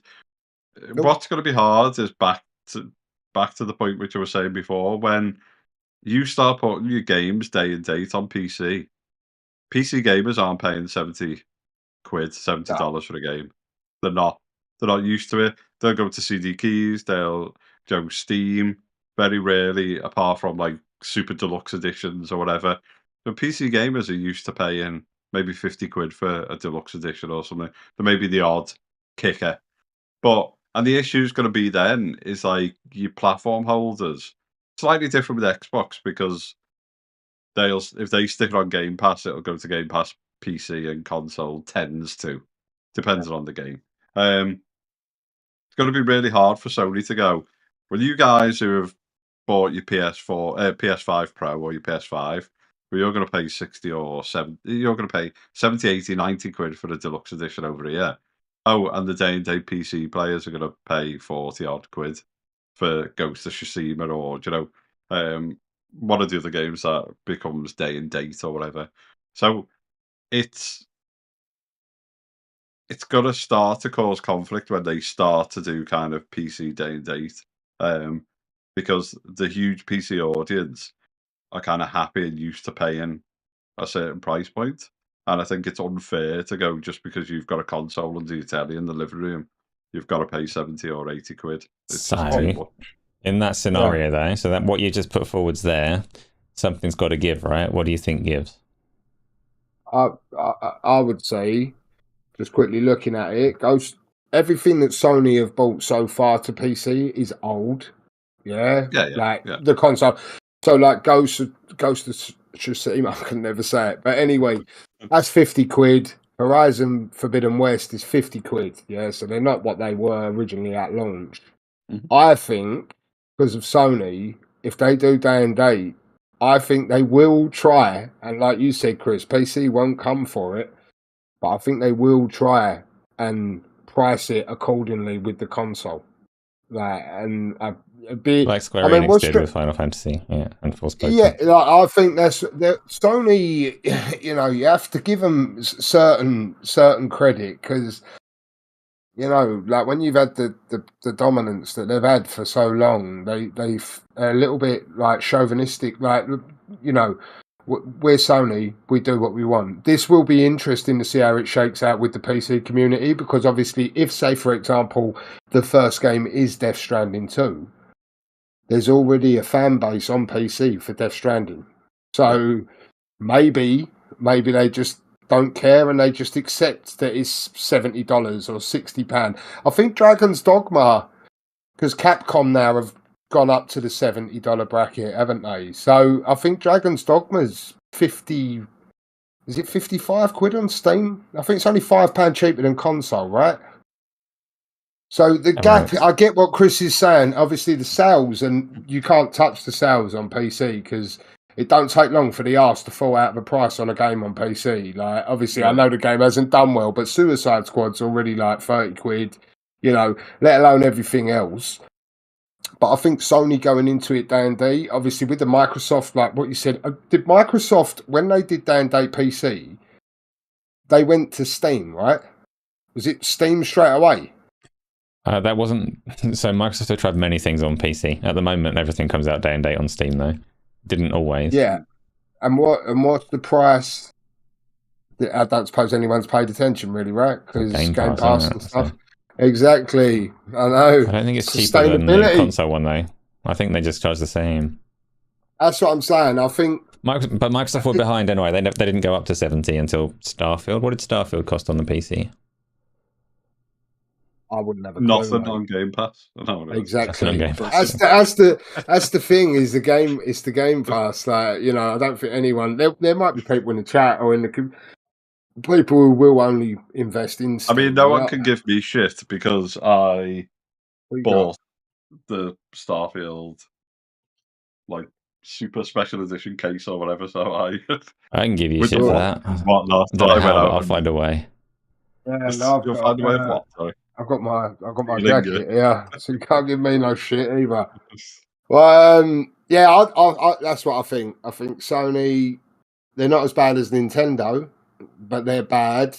It's not bad for them. It's really good for them. But for a consumer, they will stick to it. So they'll go, yeah, we're going to give you this game day and date, but you are going to pay what the console people are paying. You will have a better performance or a better version. For the wins, just said on Dragon's Dogma was 70 on Steam and 80 for the deluxe edition. So they're going hard on that. That's Capcom, but Capcom have only recently. Yeah. Capcom were one of the last ones to do the price hike, so I mean,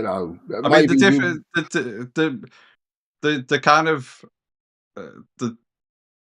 what Sony and Microsoft will have to sit there and say is, as I say, traditionally the console market is sell your console at a loss until you can equalize it or reduce the size of it so much and the manufacturing, so you start making money on hardware.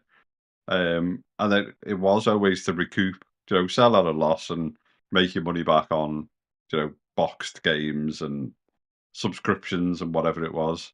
Yeah. It doesn't really apply to PC because they're not selling the hardware. Someone's going out and buying $1,000 PC and someone might go out and buy a $4,000 PC for a different experience, but you're not really recuperating, your hardware loss on a PC stuff. So, and as we've said, and a lot of people in the chat have said, like, PC gamers are not necessarily going to pay 70, 80 quid or $80 for a game. That's the difficulty, because like console, Steam take the same kind of 30%. It's not like they get some magical PC deal, but the PC audience and fan base have traditionally been very resilient to Microsoft, so they've learned some hard lessons when they tried to do like games for Windows Live and whatever.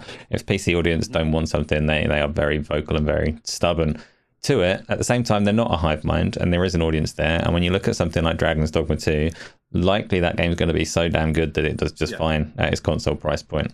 But in terms of Sony's games, either they make them so damn good that they can succeed and fly anyway, or you can't consistently do that, and no one's like that magical. But when I said something's got to give, like, if they're going to go do day and date PC games and they're going to be priced, what do? Like, do they do them cheaper on PC? Their console audience would surely be furious. Do they just not do day and date on PC? Do they charge 70 on PC? But it's gonna be a difficult decision. I think the difference is the majority of casual gamers, or I know I've mentioned it a few times on this episode, or the parents who are buying games for their kids. They're not going to know what the PC market's doing. So the non-tech savvy parents, all they're going to care about is how much is a game in Smith's Toys or wherever they buy it from. because the kid's gone, can you get me a PlayStation It's a card for voucher Robux, I'm card? afraid. Or, yeah. Yeah. Or get me these things. So that's all they're going to care about. They're going to go to a shop and retail park somewhere. It's going to have a Smith's Toys. They're going to go in and go, oh yeah, I want the latest FIFA. They're probably still calling it FIFA, you know, and the staff will know what they mean. Yep. And Tell you they'll what, just be like, bet yeah, I'll you- pay 70 quid for it. I bet you there is a game called FIFA with licensed player names on Roblox because they don't give a shit. Someone's made FIFA 9, whatever the year is now. FIFA 24 exists on Roblox almost certainly. Let's go on to. There was that Cool. hideous Chucky game as well, wasn't there? That's on Roblox or whatever. You don't even need to talk about that on this. We talked about that on the Xbox podcast. We don't need to bring that shit over here. Oh my God. I was just going to say, like, just on the what's going to give and this, that, and the other. I just think, like, if Sony had got 50 million pieces of hardware out there, yeah, and Spider-Man I thought you hasn't were going to say hit pieces of 8 then. I've been playing Piece of Skull and Bones too much. yeah.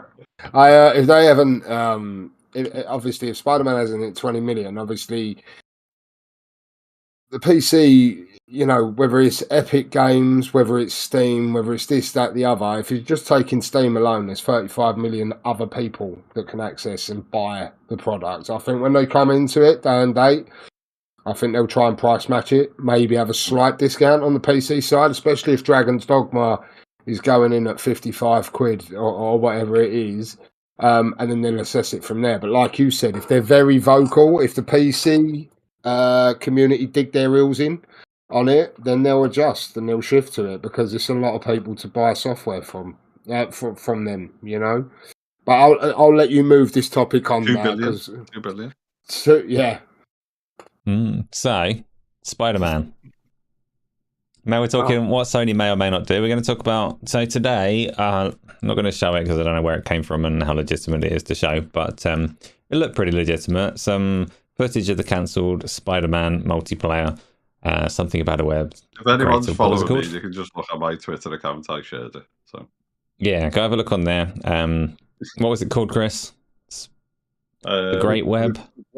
The Great like Web, that. yes, Spider-Man, the Great Web. It's a multiplayer component for Spider-Man. Was set in the Insomniac leaks. It was set as a standalone Spider-Man multiplayer project. We know it was real, and we know that Sony have cancelled it. This footage has shown up early build of the game. Did either of you play Spider-Man 2? And what do you think of this cancellation of the Spider-Man multiplayer mode game thing, Chris? Chris. Plays a bit. Plays a bit. Obviously, Steplad lives on it, so he's playing the end game, the updates, you name it. So watched him play a lot. I think it's a shame. I think certainly he and his mates would, live in that kind of universe and move around New York and stuff, working together.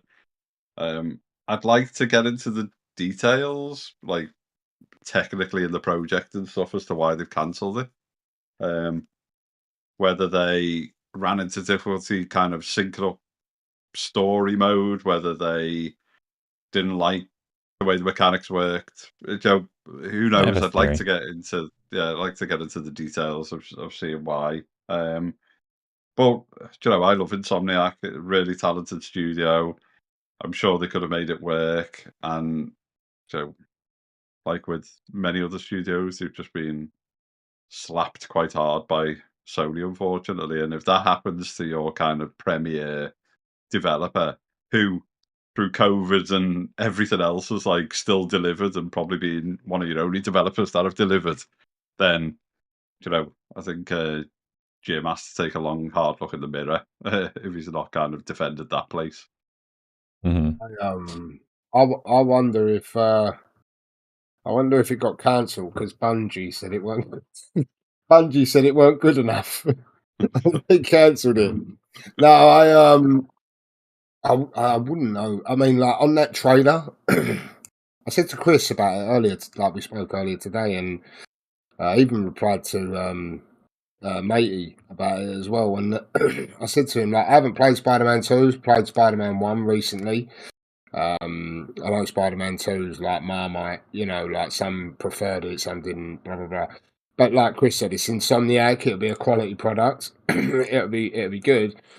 And that trailer was playing out, and I was watching it, and it was just like, oh, okay, like multiplayer Spider-Man, whatever.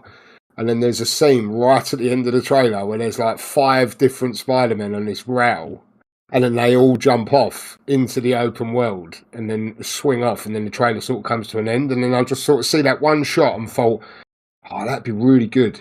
Do you know what I mean? Like going Did with you see the pals. weird, like Ratchet and Clank portals as well? Yeah, like the little Spider-Verse multiverse, stuff, the Spider-Verse thing. So, like I say, them sort of story beat sort of things with the multiverse or the Spider-Verse things, and the this and the that and the that. I weren't really buying it, and it was just that scene at the end where there was 5 different Spider-Men or women on the handrail, and they dived off down towards the skyscrapers, and I thought that'd be really good. You know what I mean? With like just say us 3, for example, a couple of guys from the Discord or something like that, and we're all just swinging around New York, doing stuff. But yeah, it's a shame. It's always a shame when things get cancelled. But I did like the look of it, definitely. Even The Last of Us multiplayer game. Factions. Yeah. Yeah. Yeah.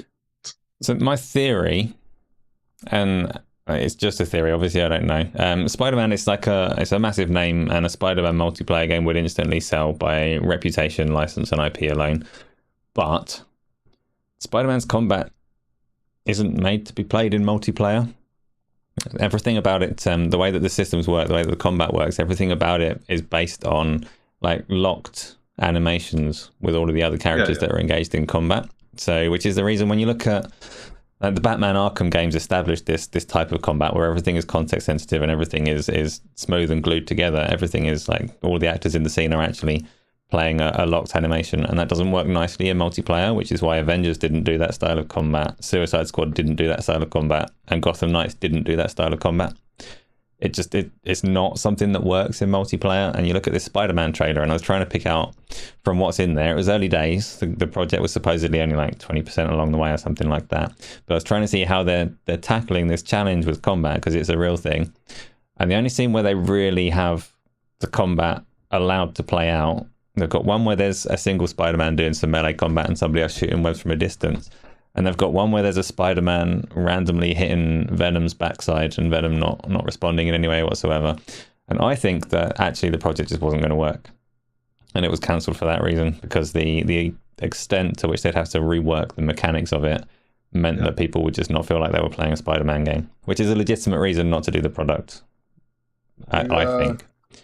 Do you reckon Bungie had the final say on it, though? I reckon Bungie would have gone in and said, well, so long as you can unlock a different colour Spider-Man with an engram, then you're good to go. As long as the shaders are disposable and you can do the socks individually and separately for a certain cost, then you've got a project here. But yeah, no. Yeah, I think the scene that you're talking about as well, I said, is that I think, you're right in that regard. There's one scene where it looks like there's two single player combats happening at the same time. So the context sensitive attack on one enemy here is almost the same as the other attack on that. But I agree with you. I think it's a great point. If the 3 of us are playing and then we start all trying to attack the same enemy, or you're trying to take down a larger foe or whatever that needs a couple of hits and stuff, it's going to lose that context sensitive, actually chuck them into a wall, or that type of combat animation. And it's entirely feasible that that's why it didn't work and got canned or whatever, but I'm sure Bungie could have come in and fixed it. Maybe so. Just a theory, though. Obviously, I'm nowhere near Insomniac, and I don't know why it was cancelled. No, it is a shame in a sense. But...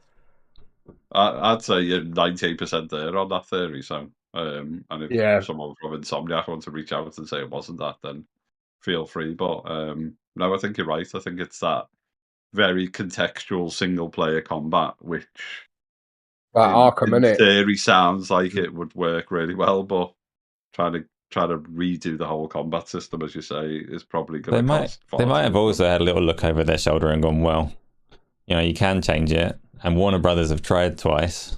It's not really worked out, has it? So, I don't know. Seems reasonable in that regard.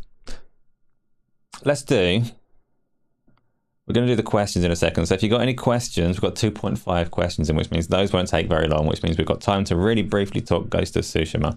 Ghost of Tsushima is coming out on May on PC with a PC features release trailer thing that came out.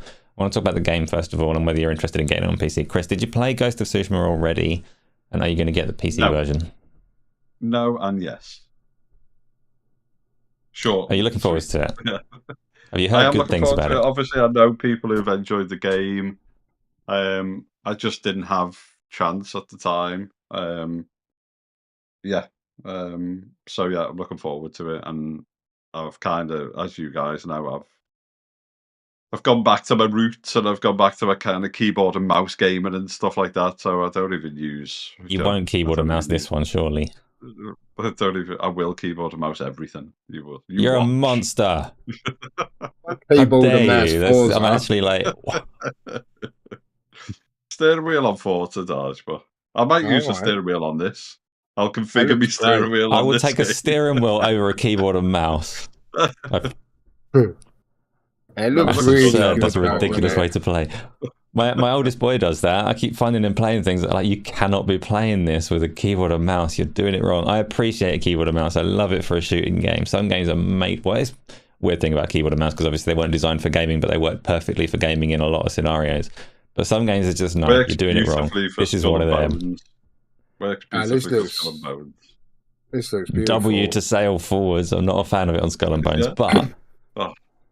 This is a controller game, Chris, or a steering wheel game, maybe. Yes, Darge, I mean, I have got controllers. I'm not that carnage, but no, it looks great, and I'm looking forward to getting it, and I will buy it, and Sony will have some of my money. There you go.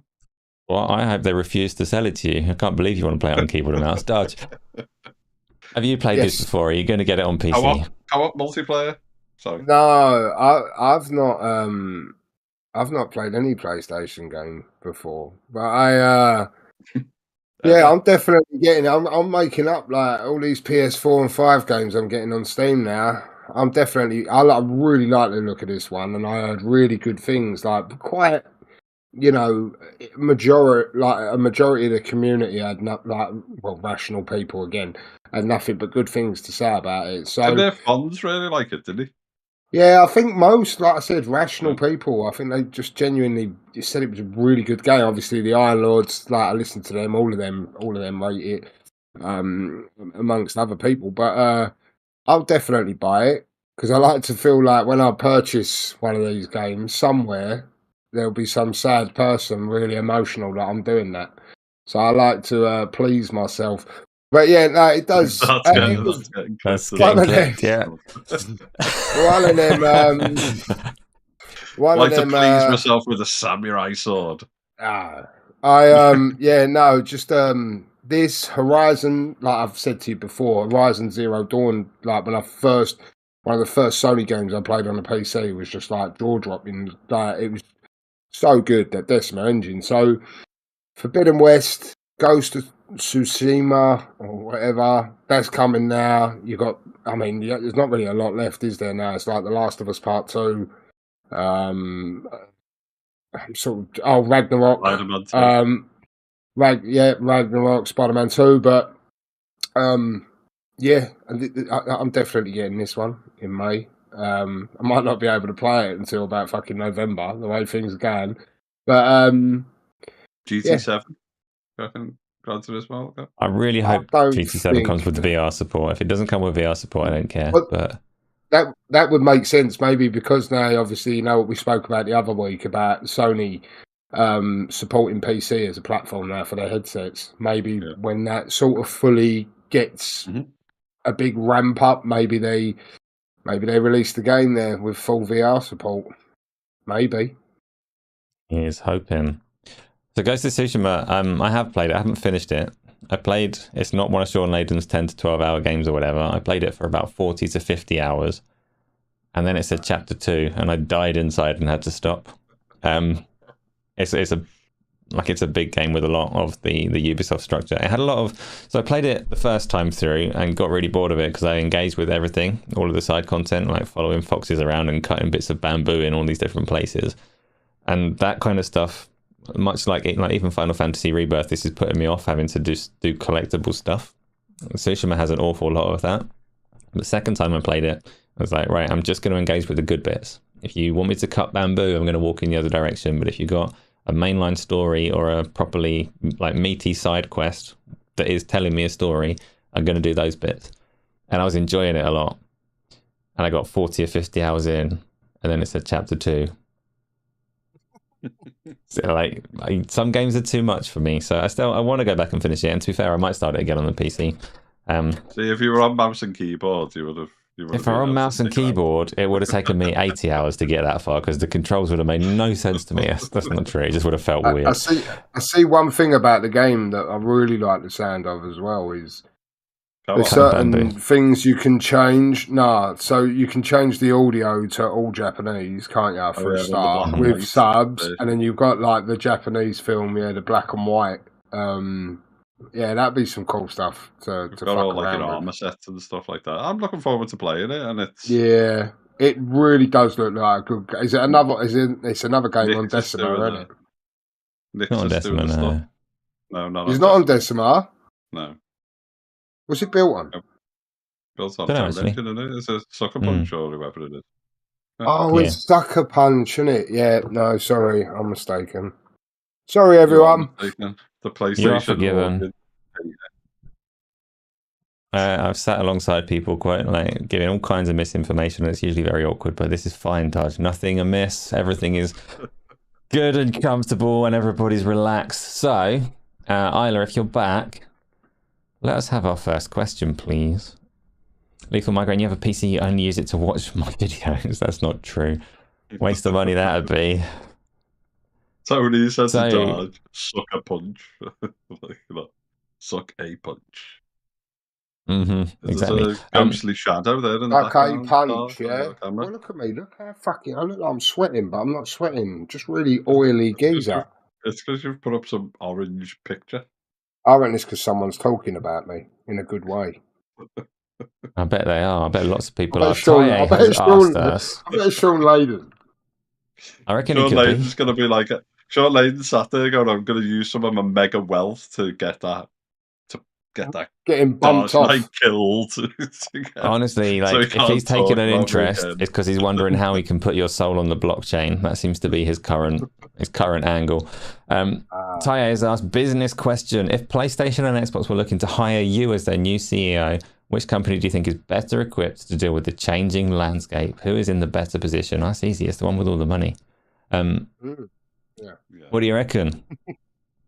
I would have. I always seem like I'm plugging it. Yeah. There's like a slightly different.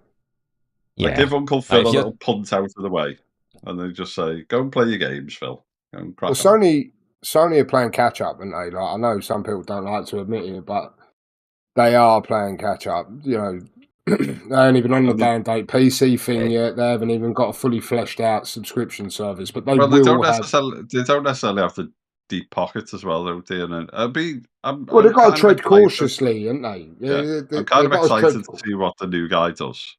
Sorry, mate. Because he seems to be a little bit more. Actually, there's more out there than just our kind of 50mm consoles or whatever. I think it's not. Sorry, Asa, go on. No, I was just going to say, I've oversimplified it slightly by saying that Microsoft have every advantage in terms of, because the way the question is framed that you get to be in charge and you get to do what you want, then that kind of infinite wealth makes it seem a lot easier. But actually, in terms of who's ahead in different areas and who's behind at the moment, obviously Sony do still have a strong position. They do still have that brand. They do still have better cloud streaming at the moment. And they do have a lot over Microsoft in terms of where they are time frame wise, as well as being behind in other areas. I'm not dismissing their brand strength. They've got a good position in that sense. It's just that you can't argue with infinite wealth, which Microsoft do I would say I would have Microsoft's foresight and wealth with Sony's execution and quality standards.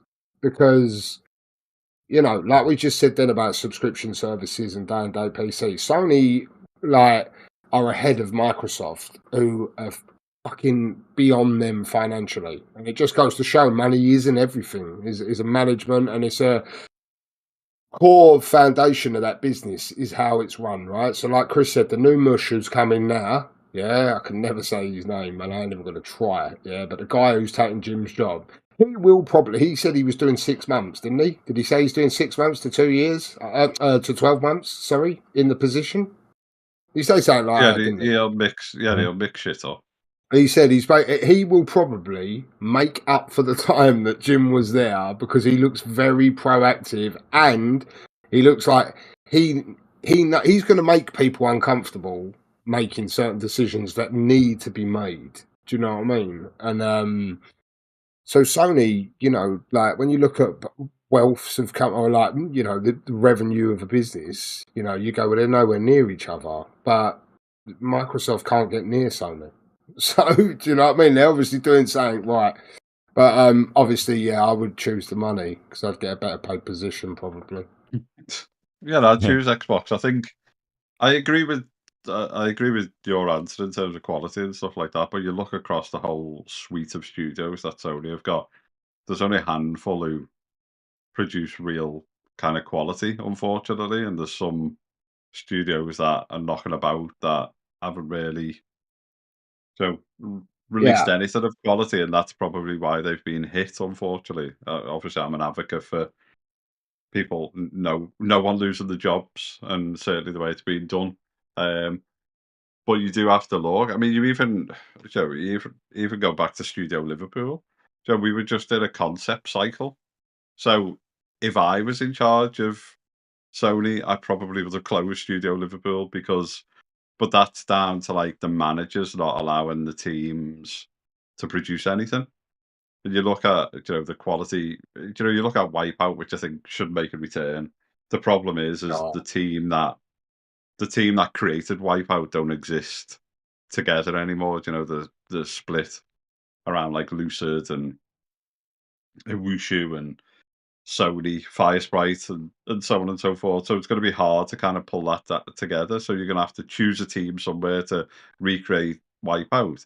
And the issue is the last couple of Wipeouts, as cult of a following, they were doing like 700,000 units. So of course Sony were going to put it on the back burner because the cult following isn't going to make the money that it needs to make. I think now is the time to kind of look at bringing it back.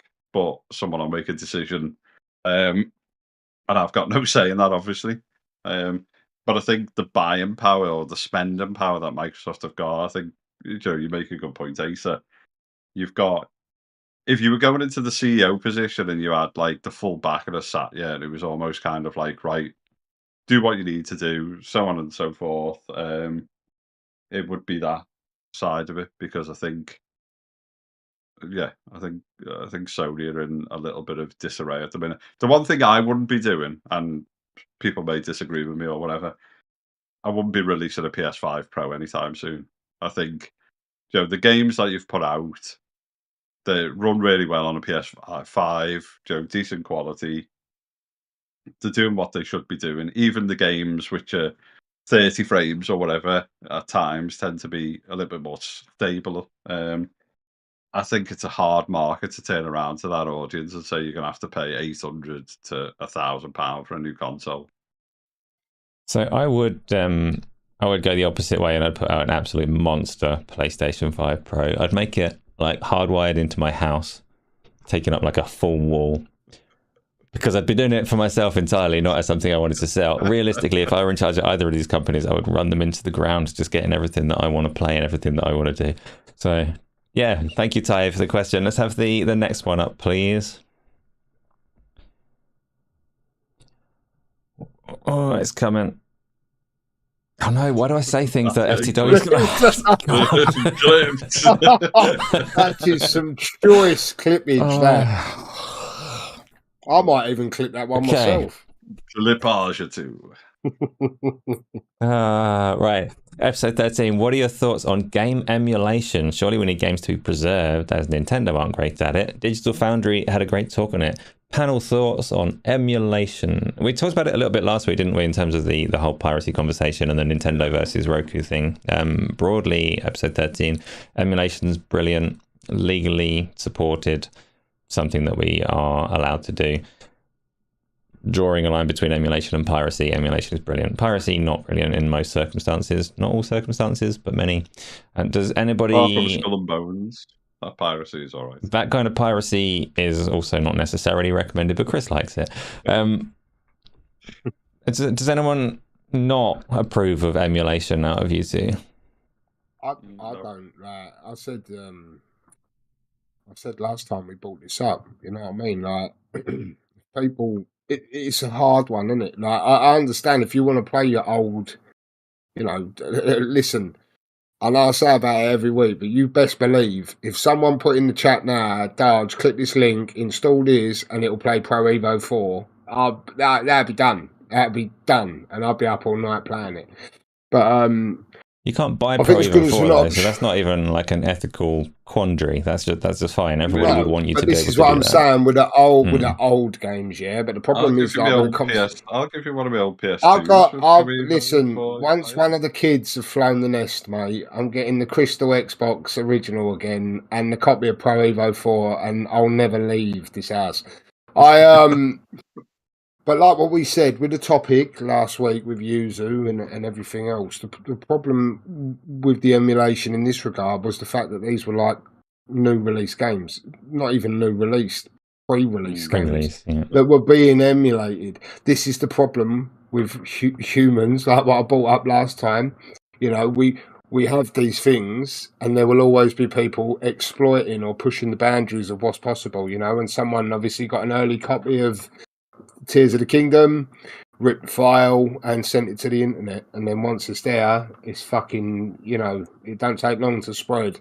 That's the problem with emulation. When it comes to, you know, I want to go back, I want to play Pokemon Red, you know, on a Game Boy, that's fine. Do you know what I mean? I've got no problem with that, because Nintendo, I don't know if they do or not, but if they're not offering it to you, then I don't see a problem in it, you know. If they're still selling, you know, the game. I know you can do what is it on Nintendo Online? They do like Game Boy Advance, didn't they, and stuff like that, emulation, didn't they? Yeah. When it comes to, you know, at the end of the day, as far as I'm concerned, if they're old games, I don't see a problem with it. What was the old Mega Drive? That was a thing, yeah. Genesis. Oh, I don't know Gen. It was called Gen something, definitely. But yeah, play what you want as long as it's not a pre-release game. I don't even mind. Pre-release isn't really on, but even modern games, if you're paying for them and owning them, then you do have a right to emulate, and that's already, like, there are legal protections that enable you to do that, which is why Nintendo can't go after the likes of Dolphin and Yuzu until piracy becomes an issue. The problem is that, unfortunately, we can't have nice things because people aren't collectively good. So down goes Yuzu. Knobheads in the world is what you're going to say. Basically, yeah. Well, we all are in our own ways, right? But... Felt like a shot at me. It really wasn't. Let's have one more question, please. I'm going to not say anything clippable while we wait for the next one. We'll just have a moment of silence. Oh, it's there. It's from Tony. Why are arcade games dead? Will they ever make a comeback as actual arcade machines? Or are we witnessing a museum in the making? Did you two see? I never had arcades anywhere near me. The closest was kind of like some on the coast and some in London, but none anywhere that were particularly worth going to. Yeah, it's not strictly true, but didn't use arcades very much. I hear the Americans talking and the Iron Lords and all of that stuff, and it seems to be like a massive part of their childhood. But were arcades a big deal to either of you two? That's why I had a local like sweet shop or newsagents, and up the back, up some stairs, they had like 4 arcade machines. This is going back into like the Streets of Rage days and Teenage Mutant Ninja Turtles and stuff. I used to love putting me 10p in and just playing away on arcade games. But obviously, this is going back when like arcade games and machines would have like a fidelity that just wasn't possible on a home console unless you paid silly money for a Neo Geo or something like that, you know, which was essentially just a home version of like their arcade machine. But obviously the games were like, you know, if we think 70 quid games now are expensive as some of the cartridges from the SNK games and stuff like that, I think were in the hundreds, so like 400 quid or something at times. It was just mental. So I really enjoyed it. Obviously, I think unless we went to like fairgrounds or we went to New Brighton or something like that, would play in the arcades there. There was obviously Namco World in Trafford Centre. There were a couple of like decent arcades like locally, but I think the problem is, and I was like the home consoles and PCs and stuff have got fidelity. Like I played some modern arcade games, so there was like a Star Wars game, and it was obviously in like this 360-degree. It actually made me try. It made me motion sick, as you know, Asa. Like VR makes me motion sick. This thing made me motion sick. I had to close my eyes at one point because I was feeling ridiculously ill. But it looked shit. It looks shit compared to what I'm playing on PC and home console and stuff. And I think that's the issue now. Joe, I think that it's just it's an expensive commodity. I'm not sure many people go to kind of arcades that much. I mean, I might be totally wrong, and someone can slap a stat in or something. But if I go to Alton Towers or whatever, I go to ride roller coasters and kind of experience that type of thing. I don't look for like a little mini arcade in there to play computer games or whatever. So that's You know what's weird, that's actually? I always say that I can't get my kids to play anything but Roblox, and the exception to that is if they're out and about and there is an arcade, they are like bedazzled by them. There is something about an arcade, some atmosphere that makes them want to go and play the most dog shit games that are probably just as bad as the stuff they get on Roblox. So I guess there is still like some magic to it, but yeah, I don't think like Operation Wolf games where you've got a gun and stuff, and you kind of I was just going to say Dead or Jurassic Park or whatever. They're completely and utterly dead. Like they're so shit. Time Crisis as well, wasn't it? Another one. Yeah. It's like that's what I think. I think for us, age bracket, like when you was going to the arcade, it was still like those 8-bit type games. You know what I mean? And like some of the ones that I remember, like what Chris just said, then was like the Teenage Mutant Ninja Turtles. Side scrolly one. I remember playing The Simpsons. There was like Simpsons one where Bart was like down a pavement. RoboCop like on the arcades and stuff like that. I used to love that. And I remember going to arcades and I didn't want to play them machines. I didn't want to play them games. Like Chris said, I was more like liable to want to play the one with the fake gun and, like to say House of the Dead and stuff like that. And I think it's because I think the reason it is where it is now is because gaming, at home has completely changed. Back then, look at Dragon's Dogma 2, and then look at the fidelity of that, and then you'll go to an arcade and play some turd like Jurassic Park thing. It's open worlds that we have nowadays. It's RPGs. It's this, that, and the other. An arcade machine back in the day weren't too dissimilar from the stuff you was playing on your home console. You know what I mean? Like a 2D platformer, or something like that. And it'd be great if they could make an arcade machine that could play Ori, but they don't. So do you know what I mean? It's more of a retro. It's more of a retro thing now, isn't it? Arcade machines.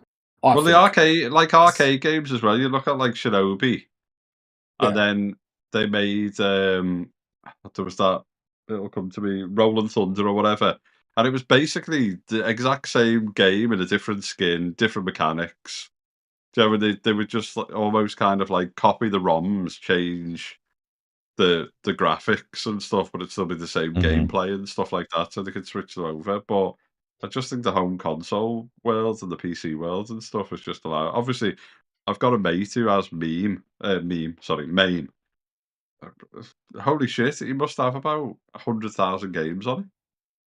So all the arcade games from yesteryear on MAME, it's like across like 4 different hard drives and stuff. It's mental. And you go through stuff and you go, I remember this when I was a kid. 9 out of 10 times you play it, it's shit. You go, I got me rose-tinted specs have kind of like taken over. You used to love Kung Fu Master in the arcade and things like that. But yeah, I just think the fidelity of home gaming is so good. You can hold the Steam Deck in your hand and play something which looks better than an arcade game now. It's Mm-hmm. just madness.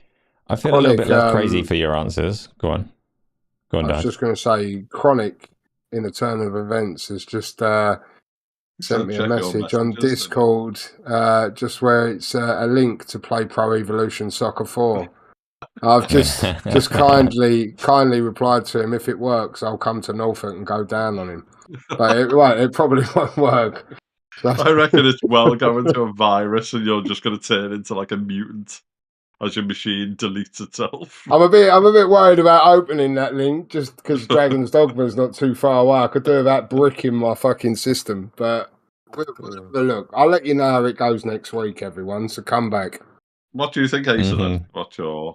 I was just going to say, no, I think the same as you. I'm just, I remember when I went on to the Iron Lords podcast and they were talking about it. They've got a very different history with arcades where it seems to be not you can't say like an American cultural thing because there are so many different cultures over there, but they had this thing where they had their like Tekkens and their Street Fighters and they all gather around and they become like champion of their arcade and take all challenges, people putting coins on the thing for play next. And I always said with it, like when I was on it, I said we didn't really have that in the UK, and then I thought, is that true? I'm not really a representative of the whole of the UK. Like we didn't have it anywhere near me. But to hear that you didn't have it in Liverpool and Darge is like nearer London, we also didn't really have the same experience. But funnily enough, there was an arcade opposite my secondary school that I went to, but we all used to go over there to buy cigarettes because they'd sell them to us. So that was the only time we went to that arcade. We didn't play no games. But I don't know why I'm sharing that. So again, the three of us aren't representatives of the whole of the UK, but it's like I'm not completely crazy. We used to go to Southport as kids, so we had Southport, which was kind of like it had a fairground, but it had Funland, I think it was probably the best arcade, which was close by.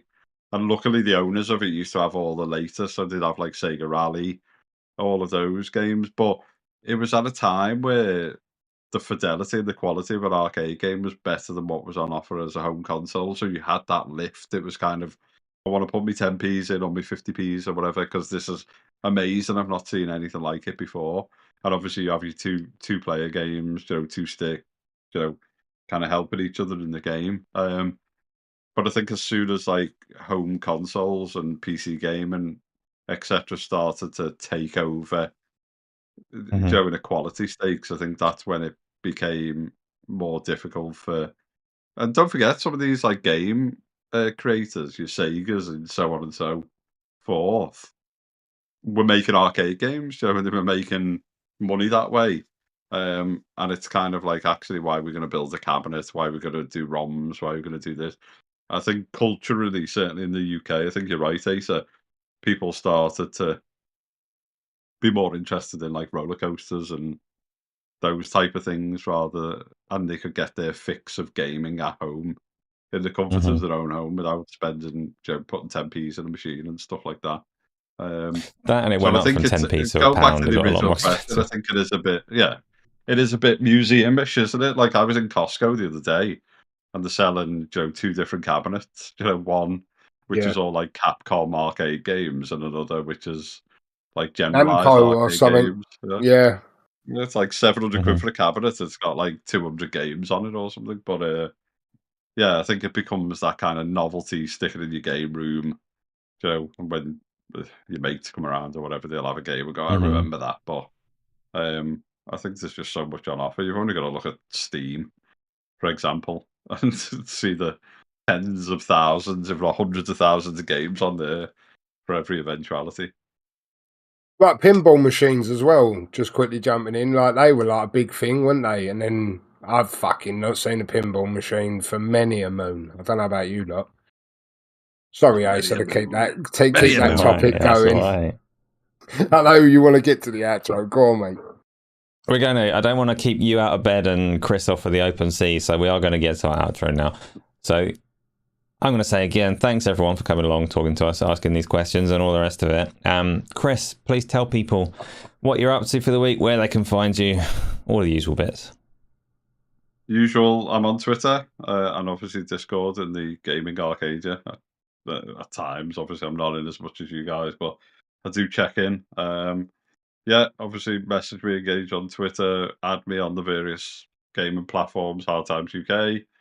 I will more than likely be sailing the seas of Skull and Bones, and then I'm going to the Cotswolds at the weekend for a little birthday weekend away or whatever. So I will switch off from screens and get a bit of fresh air and whatnot. So yeah, that's the usual places to find me. Thanks for everyone dropping by. Perfect. I've missed something in chat. I'll get back to that. Darge, same for you. Tell people where they can find you. Tell them about all the fun that we have in the Gaming Arcadia Discord and those bits. Yeah, you can find me on Twitter at the Darge Knight. You can find me in the Gaming Arcadia Discord, where it's just a good community, isn't it, in there, Asa? Just like-minded people, just enjoying the hobby, no bullshit, no fear-mongering. Well, there's a very minimal percentage of that. But, yeah, that's pretty much it, mate. And, don't know what I've got planned yet. Just more work and games this weekend. You're going to try and take Batman down, aren't you, this week? As his arch nemesis Bane. I am Batman, mate. Both. You're Batman and Bane. I've got me Bane. Oh, mate, if I try and put me Bane one on, we'd fucking be here for another hour. That is like... Imagine you put it on as well over your headphones, and your headphones are just attached. It's like a fucking, like a motorbike helmet. It has to, you have to go like that with it, and it's just on your head. But it looks the bollocks. But anyway, that makes us appreciate the pictures of it all the more that you put in that. Yeah, effort. Just if you're new here, keep coming back. And oh my god, I'll talk about. If you're new here, keep coming back. It's a like and all that because Asa's top bloke and we want to support him. And I'll see you all next week. Yeah, those things that Darge said, same for me. Do have a look at the Gaming Arcadia Discord. It is a good place. We do have loads of games, loads of things going on. Like he says, see you next week. See ya. Bye.